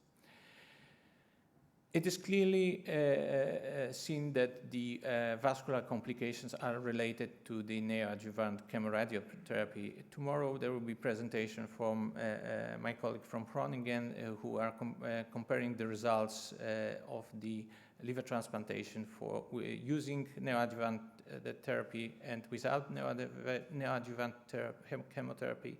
And then it's clearly that the complications rate in the group without neoadjuvant chemoradiotherapy is at least 3 times lower compared to the patients who received chemoradiotherapy. What about biliary complications? The Mayo group also looked at the biliary complications in the living donor liver transplantation transplanted for perihilar cholangiocarcinoma and compared to the liver donor liver transplantation for non-PHC. Then they saw no increase in the biliary complications in the perihilar group. In effect, they saw lower incidence of biliary complications. So we conclude that there is no increased incidence of biliary complication in this group of patients. However, because all these patients are receiving bilodigestive anastomosis, there is high incidence of intra-abdominal infection in these patients. Mostly, of course, cholangitis, but also extrahepatic abdominal infections and also secondary bloodstream infections due to intra-abdominal infections and also surgical wound infections. Most of the infections are caused by bacteria, majority by gram-positive cocci and gram-positive bacilli, and also some patients with fungal infections caused by Candida species. Risk factors for abdominal infection in this publication was hemodialysis within 1 month after liver transplantation, hepatic artery thrombosis, biliary strictures, or abdominal fluid collection. And important to note is that abdominal infections and Clostridium difficile infections were independently associated with increased mortality in the patient transplanted for perihilar cholangiocarcinoma. So to conclude, in the post-transplant phase, complications are mostly associated with neoadjuvant chemoradiation as with the nature of the perihilar cholangiocarcinoma. They often required conservative management or endoscopic interventions. The incidence of vascular complication after liver transplantation is high, and therefore perioperative adjustment in surgical techniques, thromboprophylaxis, and close post-transplant monitoring with Doppler ultrasound and then with CT scan is required to prevent graft loss. BRL complications in this patient are similar to other indications.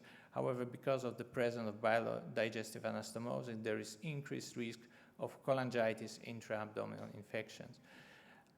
I would like to invite you to the next year to the EHPB meeting in Lyon, and thank you very much for your attention. I'm happy to take your questions. Right.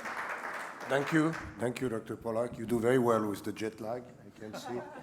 And we're very delighted you're here, and I just wanted to mention I had the honor to visit the new transplant center in Rotterdam, and I think this is one of the best I've ever seen. So at least it's nice. It should be difficult to come into it. All right, thank you. Okay, our last speaker of this session is Dr. Talia Baker, who will lead off the discussion on the worldwide experience. And we should have a few minutes for discussion at the end. Terrific. Thank you so much for the invitation to give this presentation. And I just, as a full disclosure, although I really have no relevant disclosures, I was grateful to be giving this topic, especially because I'm going to be repeating a lot of what has been said already today. But in my past life, when I was an undergraduate, I was actually a history major.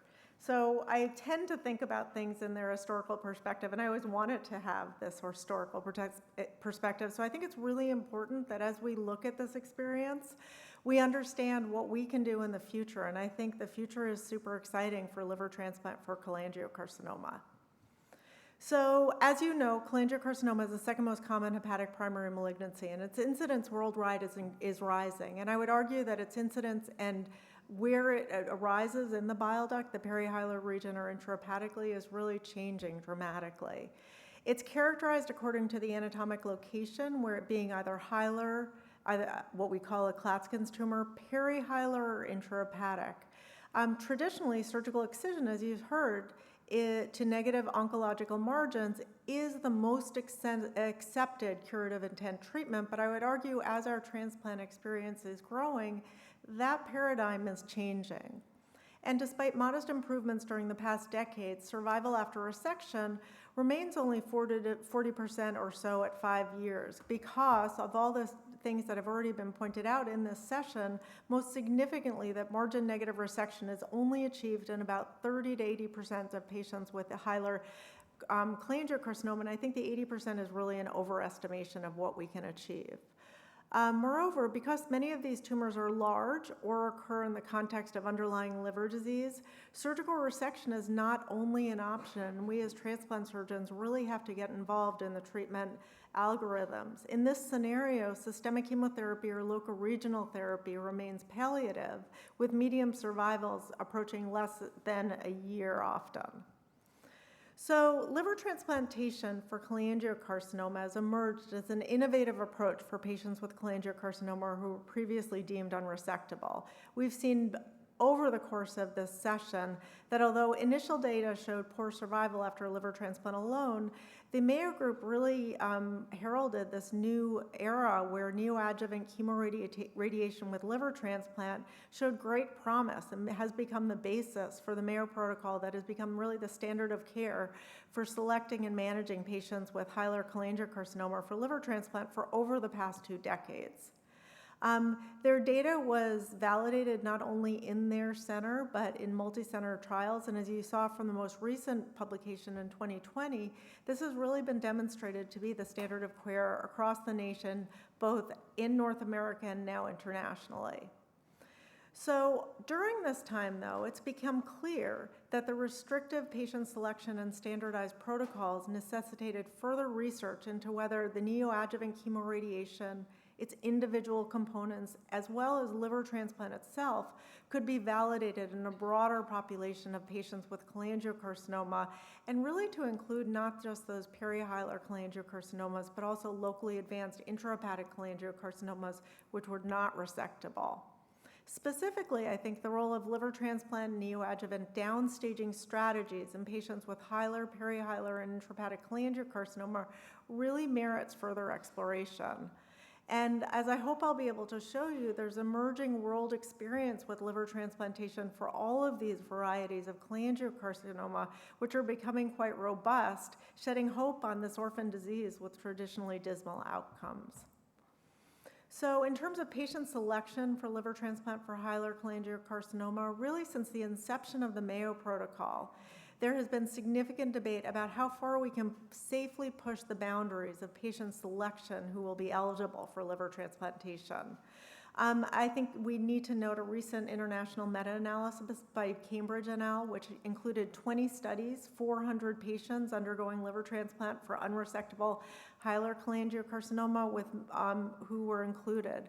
The pooled 5-year survival of 65% with neoadjuvant therapy versus 31.5% of patients who proceeded directly to liver transplant really emphasizes the need for us to understand what are the best neoadjuvant options. And there was a recent publication of liver transplantation for cholangiocarcinoma by Ito et al. in the California group, which was recently published. It's a single-center North American retrospective analysis of 59 patients with a wide variety of cholangiocarcinomas who received liver transplantation over the course of their experience.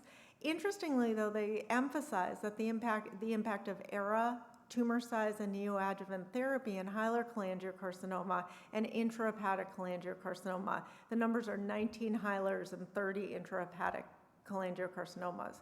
What they show is that in comparison to the old era, the early era, the recent era had superior trends in terms of overall survival rates.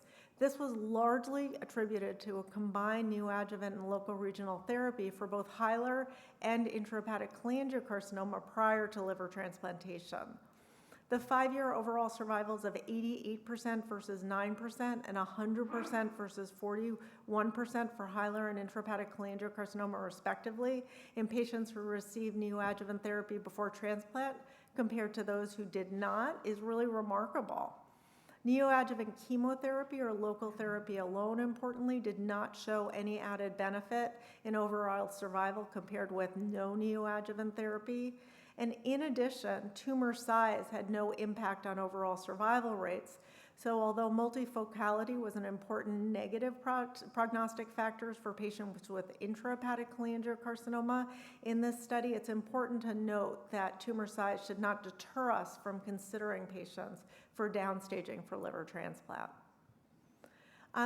This paper, I think, is an important one, although this doesn't refer directly to liver transplant. It really emphasized the importance of neoadjuvant therapy for cholangiocarcinoma. In 2021, they studied the role of neoadjuvant therapy in resectable intrahepatic cholangiocarcinoma in a retrospective cohort of 4,456 patients in the NCDB database, and showed that there was a 23% decreased risk of death associated with neoadjuvant therapy versus upfront therapy. Sorry about that.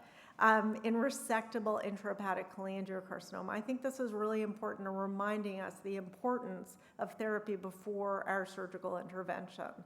So neoadjuvant therapy and surgery at a 5-year overall survival about 37% versus 29% for surgery alone.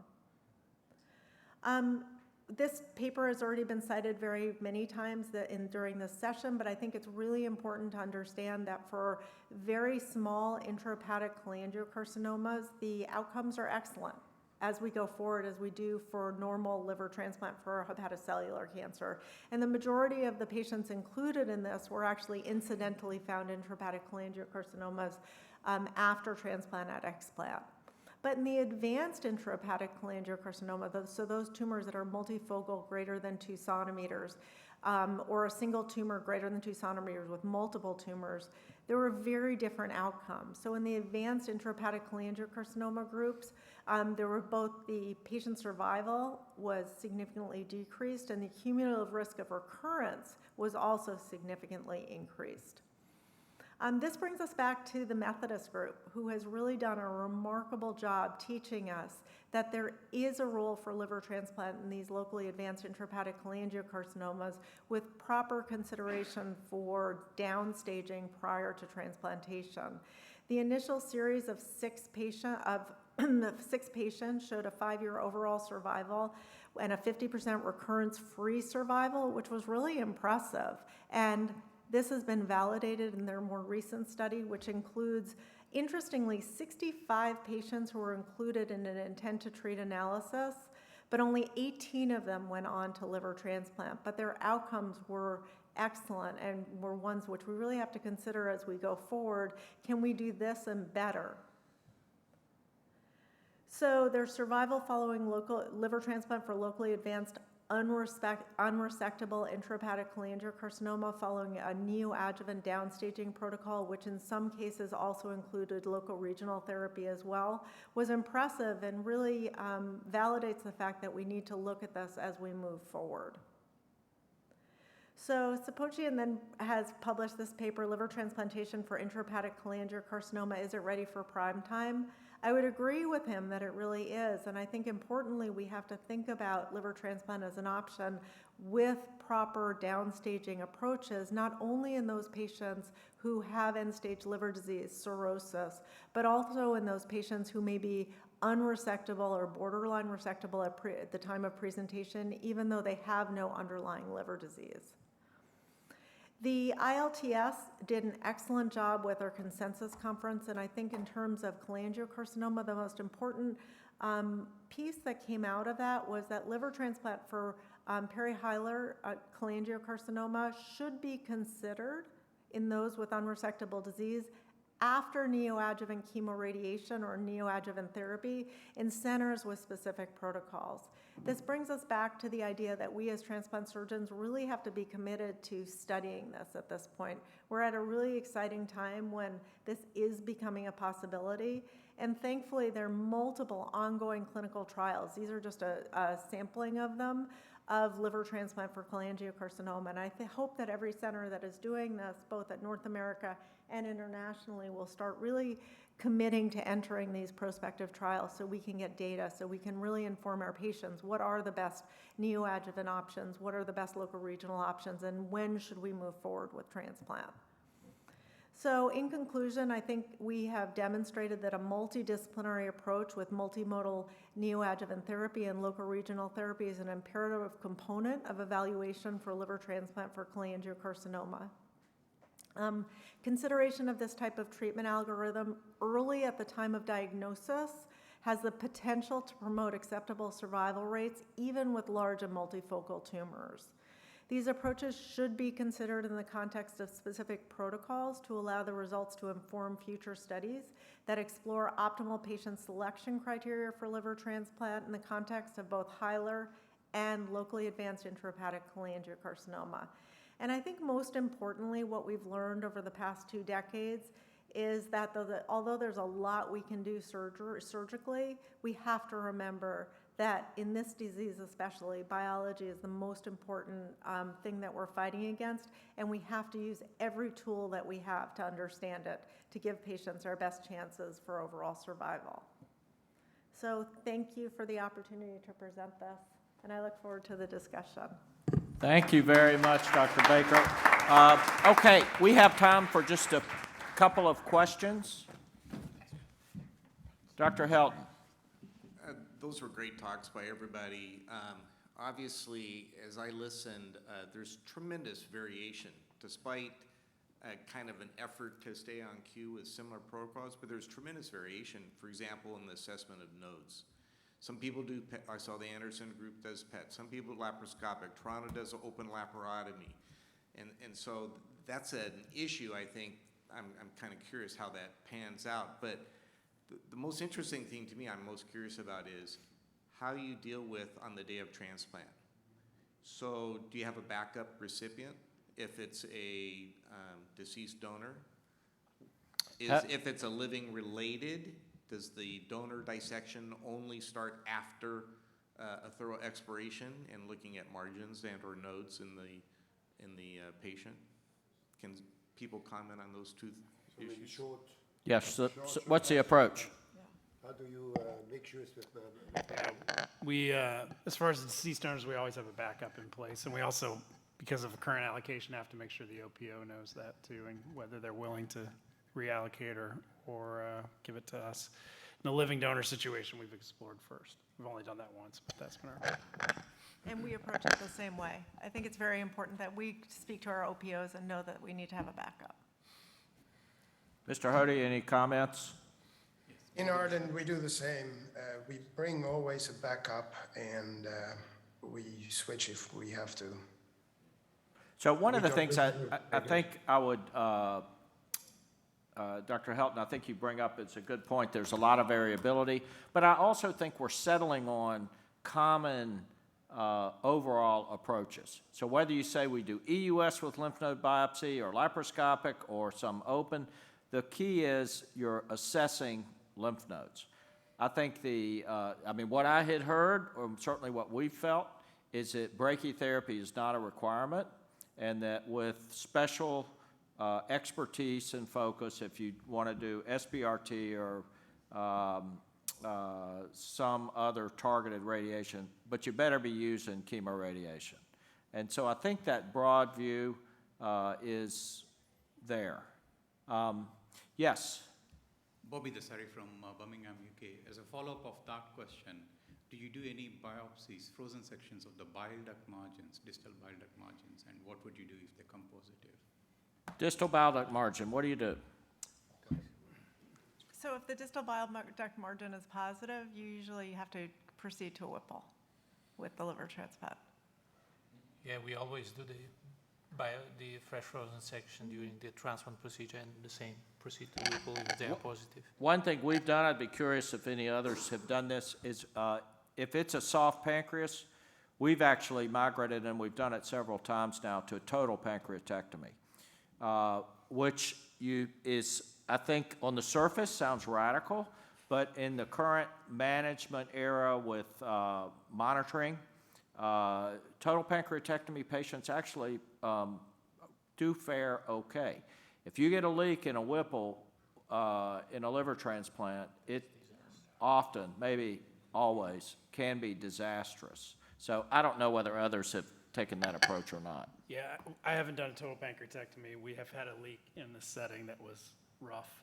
I will say that the data is pretty clear, and I think the Mayo Clinic has emphasized this too, that the patients that need a Whipple with this disease do much more biologically, and I think it speaks to the importance of selecting this. One of the patients we did early on with a Whipple was a patient in retrospect had probably a more extensive tumor by imaging than we would have done now, but I do appreciate the overall numbers are low. How many times have you had positive margins, distal margins? It's probably pretty rare, I guess, no? Because you do your staging before, and if you have a tumor going to the pancreas, I don't think that's around 10%. That's 10%. One every 10 you do a total pancreatectomy or Whipple. You do a mapping of your with the RCP before or something of the tumor? Yeah, we do ultrasound, endoscopic ultrasound, and biopsy if necessary, if there are suspicion lymph nodes. Chris Johnson, Edinburgh. Just going back a step, just to ask the panel for your protocol in terms of how far you push for histological diagnosis, and if you have a preferred approach with spyglass or spy bites, or do you go back for endobiliary biopsies if you get a non-conclusive result at your first attempt? To address this? I really like the spyglass now. I think it gives excellent results, and I think the ability to really get to the tumor is much better. Yeah, we're a fan of spyglass too. I will say of the 16 that I mentioned, I think 4 did not have a tissue diagnosis. Interestingly, 2 of which had the complete pathologic response as well. So it does make you wonder about some of those patients. So it's important to rule out autoimmune cholangiopathy. That's the biggest masquerader to this disease.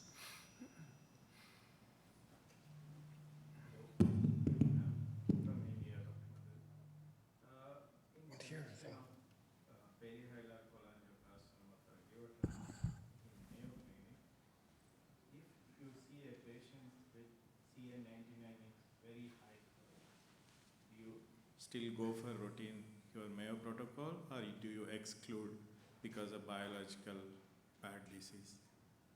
High CA99. Because in your Mayo protocol, this is not mentioned.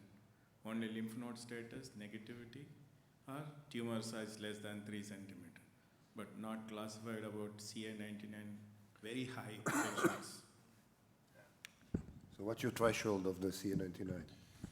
Yeah, I think, sometimes it's hard to interpret, right? Because these patients often have cholangitis and the current, procedures. We've fortunately not had to directly address that question because the two patients that I can think of that had profoundly high ones, greater than 500, dropped out, during the staging. So I think it's concerning. It's a great question. I don't have good data about it. I think the Mayo reports that this is one of the risk factors for recurrence, but they really don't have any threshold the same. We don't use any threshold. We don't either. Thank you. Okay. Yeah, two questions, or one comment. It's so hard to compare resection results like we do to the transplant results. Most of our resections have node-positive disease, and yet we continue to compare them, and it's really not much of a comparison. I think we should only compare node-negative disease to the transplant patients. Some intention to treat studies have been done, but they're not great. Our dropout rate at our center is 50%, if not even higher. The question to the group that we are struggling with is, if in talking to Chuck, what really works is the radiation. And that's really what improves, it clears out the area. And so about a year and a half ago, we installed a protocol to do chemoradiation for all hilar tumors prior to resection. And that included intrahepatic tumors as well, but the hilar ones. And we saw 9 patients over the course of a year, but not one could we establish diagnosis, which is what the oncologist wanted. But if radiation is so great, why are we all not doing neoadjuvant chemoradiation prior to surgery for the hilar tumors? Because I think that's really should be where we head to next, and in terms of getting better results. Our results really are not good after resection, but that would help.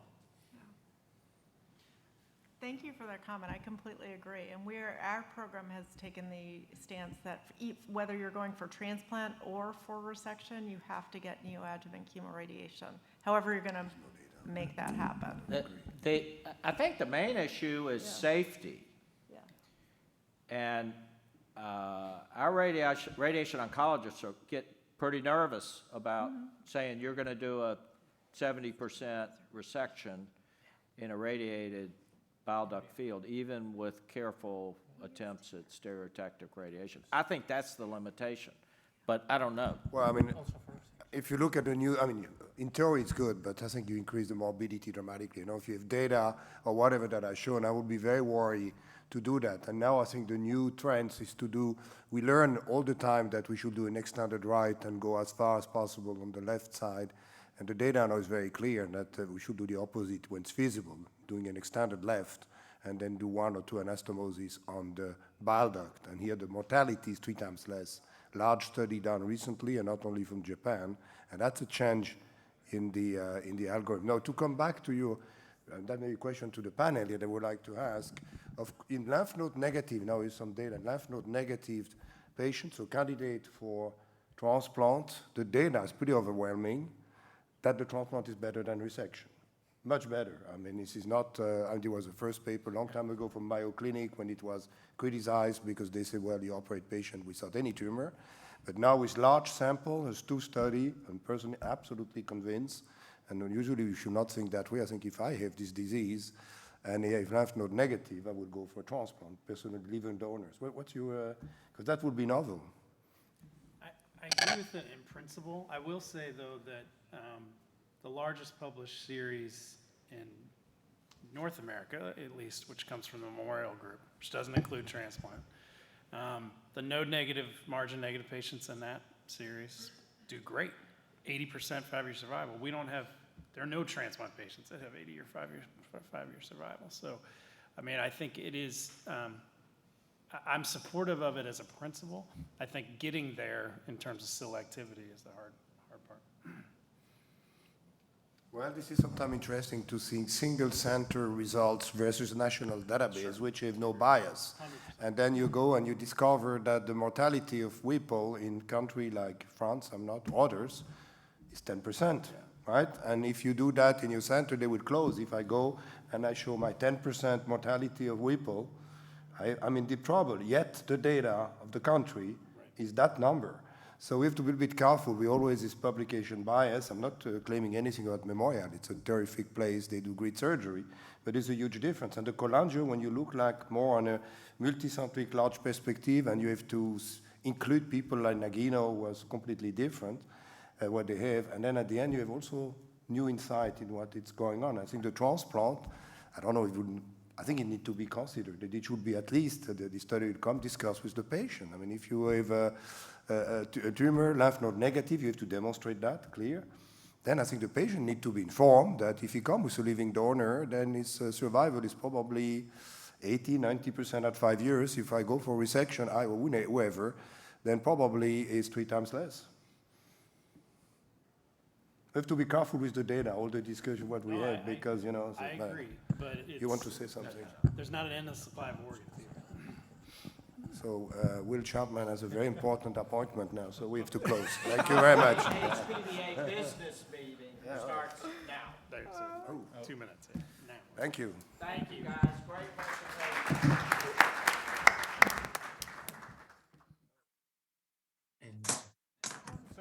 Emil, you can go to sleep. Thank you.